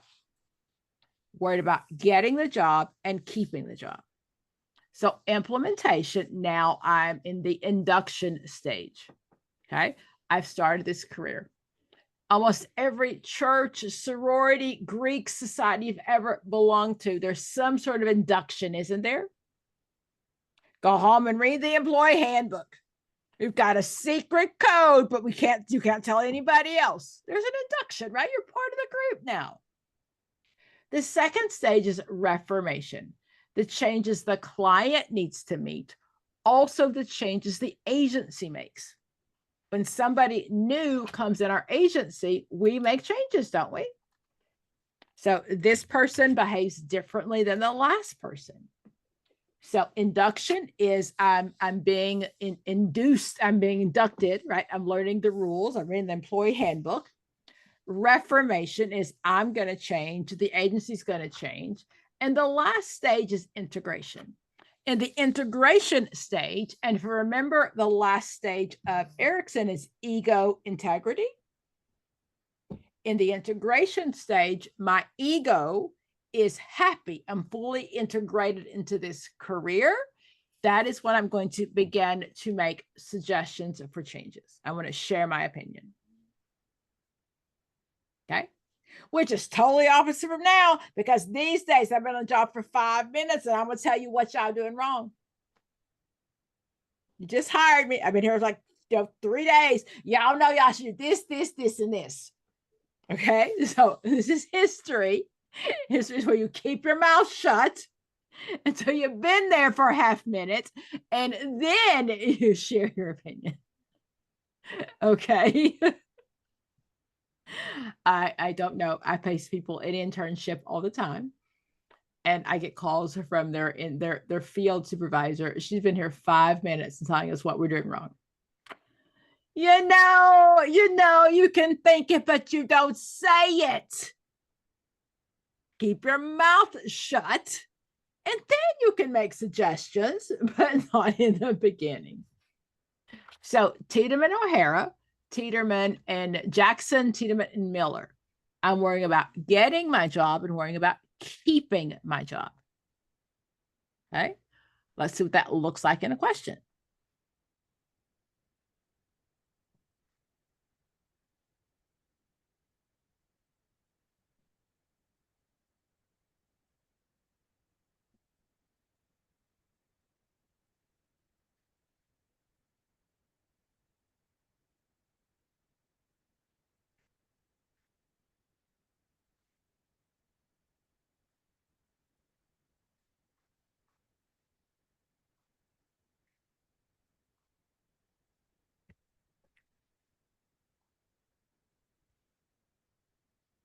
Okay. I think it's your turn. Did you do the last one, Laura? I can't remember. I think it's Ruth's turn. I think you did the last one. So I might be wrong, but it's Ruth's turn. I'll go with that. Tiedemann suggests that the process of decision-making related to career reflects the process of ego identity as it forms and reforms. This process for ego identity involves differentiation and reintegration. For decision-making related to career, these two activities are comparable to. So right now we're in Tiedemann. Got it. We're discussing the process of decision making. Okay. And do you see it in your chat box? Yes, divide into. Okay. Okay. So yeah, so use that. Use the theories. I put the picture in. So use it to help you understand the question. Okay. Okay. Okay. So the goal is I'm worrying about getting my job, and then I'm worrying about keeping my job. Mm.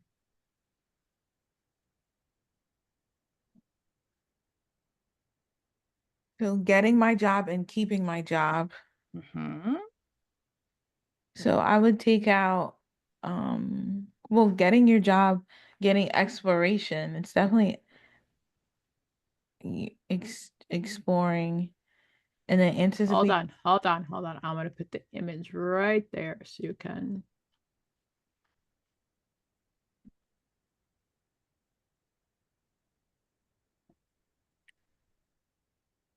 Okay.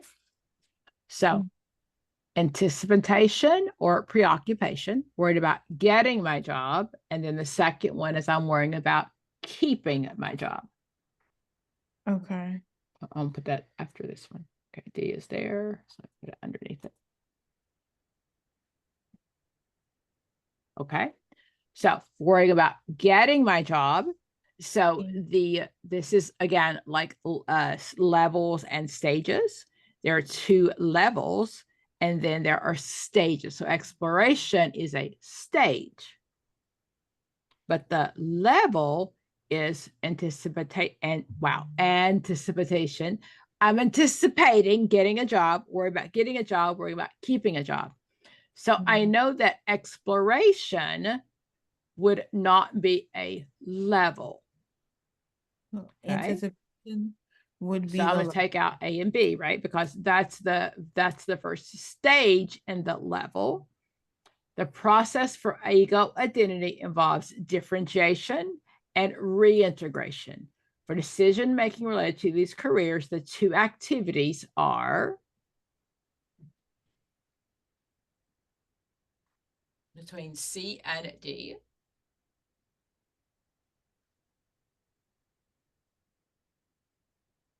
So it'd have to be anticipation and implementation.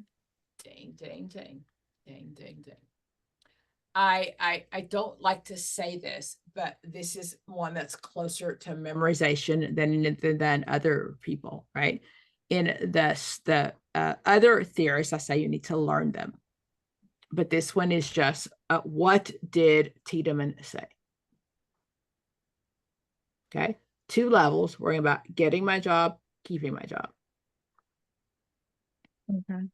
So when we say that it's based a lot on Erickson, we're not saying that anticipation and is somehow lines up with like the earliest trust versus mistrust. No, it is way too deep. But the only thing that's close to Erickson is that last stage. So if we talk about ego integration, ego integrity means at the end of my life, I'm looking back and I made a good choices with my life. So ego integration is in the job. I've integrated my ego, and that's when I'm ready to make a decision. Okay. I only say that because the question might say, which theorist talked about Erickson, and it would be Tiedemann. Okay. Okay, not that deep, not that deep. Which theorist talked about Maslow would be Ann Rowe. Which career theorist? Okay, so it is a lot simpler than we've done the hard part, guys. Okay.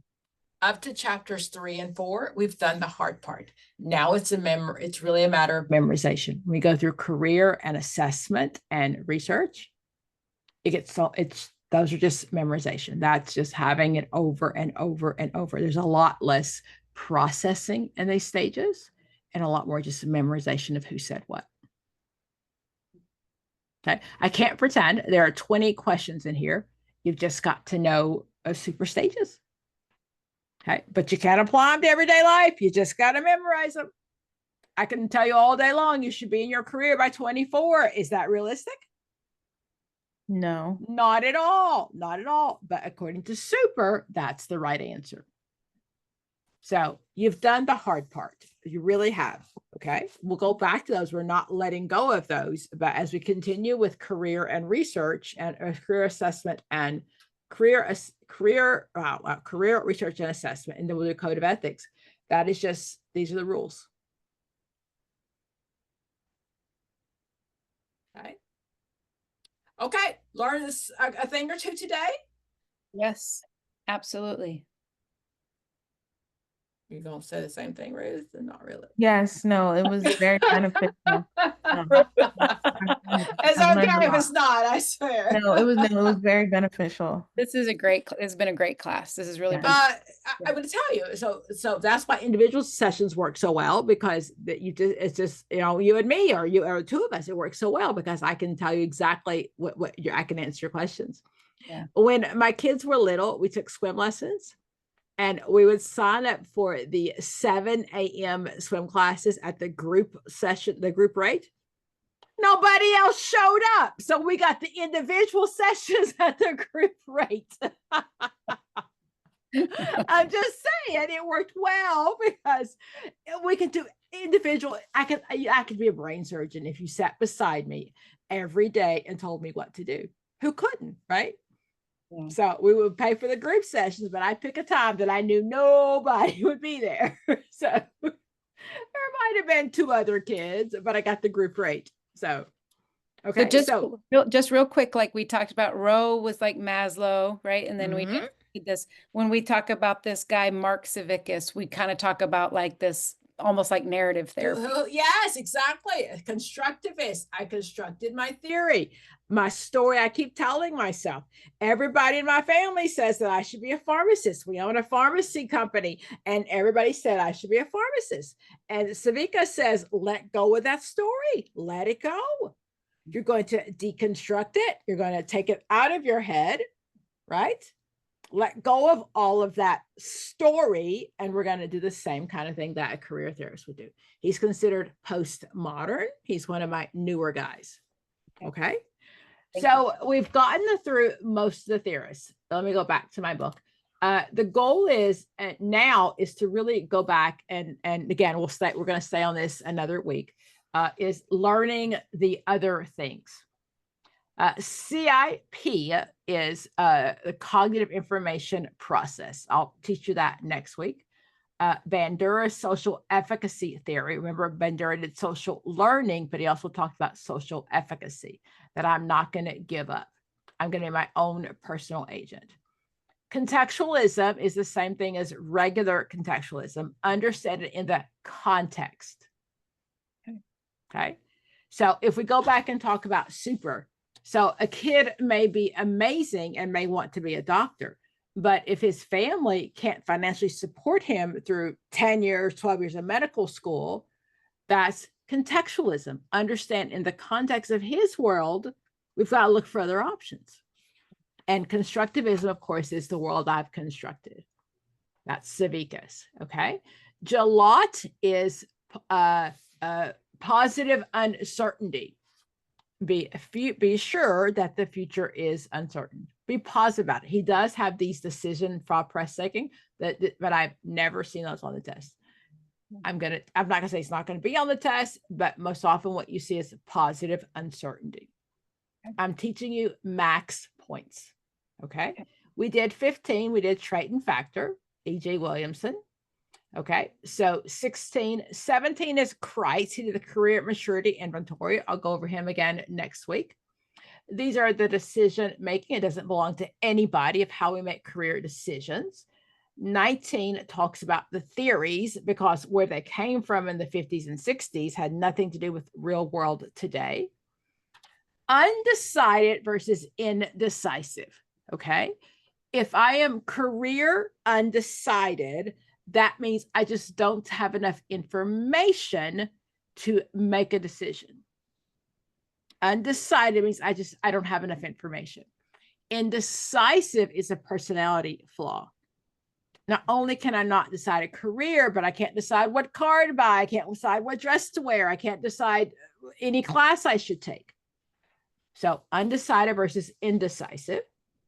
21 is clear development. 22, the biggest thing is going to be my career. My career is what I've done my entire life. I have been in the mental health system. I've been a mental health provider for 32 years. Okay. I may have been in the system a couple of times, but okay. So, but my career is a mental health provider. The occupations, the different jobs that I've had and the different titles I've had, and the job is what I do now. According to Super, unless you have a career, you don't get a lifestyle. Okay, we'll pick that up next week. 23, 24, 25. So really taking this all the way out. These are just things that you'll see on the test. So we've got like 2 more theories to learn. And then again, just going through it, understanding a lot of these things. Okay. When it talks about testing and assessment in career, I will pick that up probably in assessment. Okay. Because while they're career, we're going to see those more in assessment pieces. Okay. How are we feeling? Good. Ruth? I'm feeling good. I would hope overwhelmed, because that's the goal. I still want you to feel overwhelmed. There's a lot to know, and we can't lose what we have. Okay. And so we're going to continue to study. I had a client today that hates studying, and I spent the majority of the time with her getting to her to learn to appreciate studying. I hope that you at the point where you see a rationale behind studying, that when you study and you get to class with me, that it's not a foreign language. I'm always going to teach you new things, but there's some things that at this point, you know, because you've watched videos, you've read the book, you've heard it over and over again. I don't want it to be a chore anymore. I want it to be exciting, especially as we get to the end. Like, okay, I can pass this test. I will pass this test. Dr. Pam and I are going to break up. Yes. That's where I want you to be. Okay. I know it's not fun. I know it's like getting up, going to the gym. I hate it, but once I get there, I'm okay. And when I can wear it like my favorite dress without having to suck it in, I appreciate it. Okay. Yay. Yeah. Okay. I will see you guys next week. And Sierra will send this recording out, because I think I want to listen to this a bunch of times. I think you need to as well. Did you get everything on the chat box? Actually, Ruth did. She did great. She's my OCD person. No, I'm the person who needs a CBD gummy. Ding. Have you tried it? Yeah, girl. Let me stop recording. No.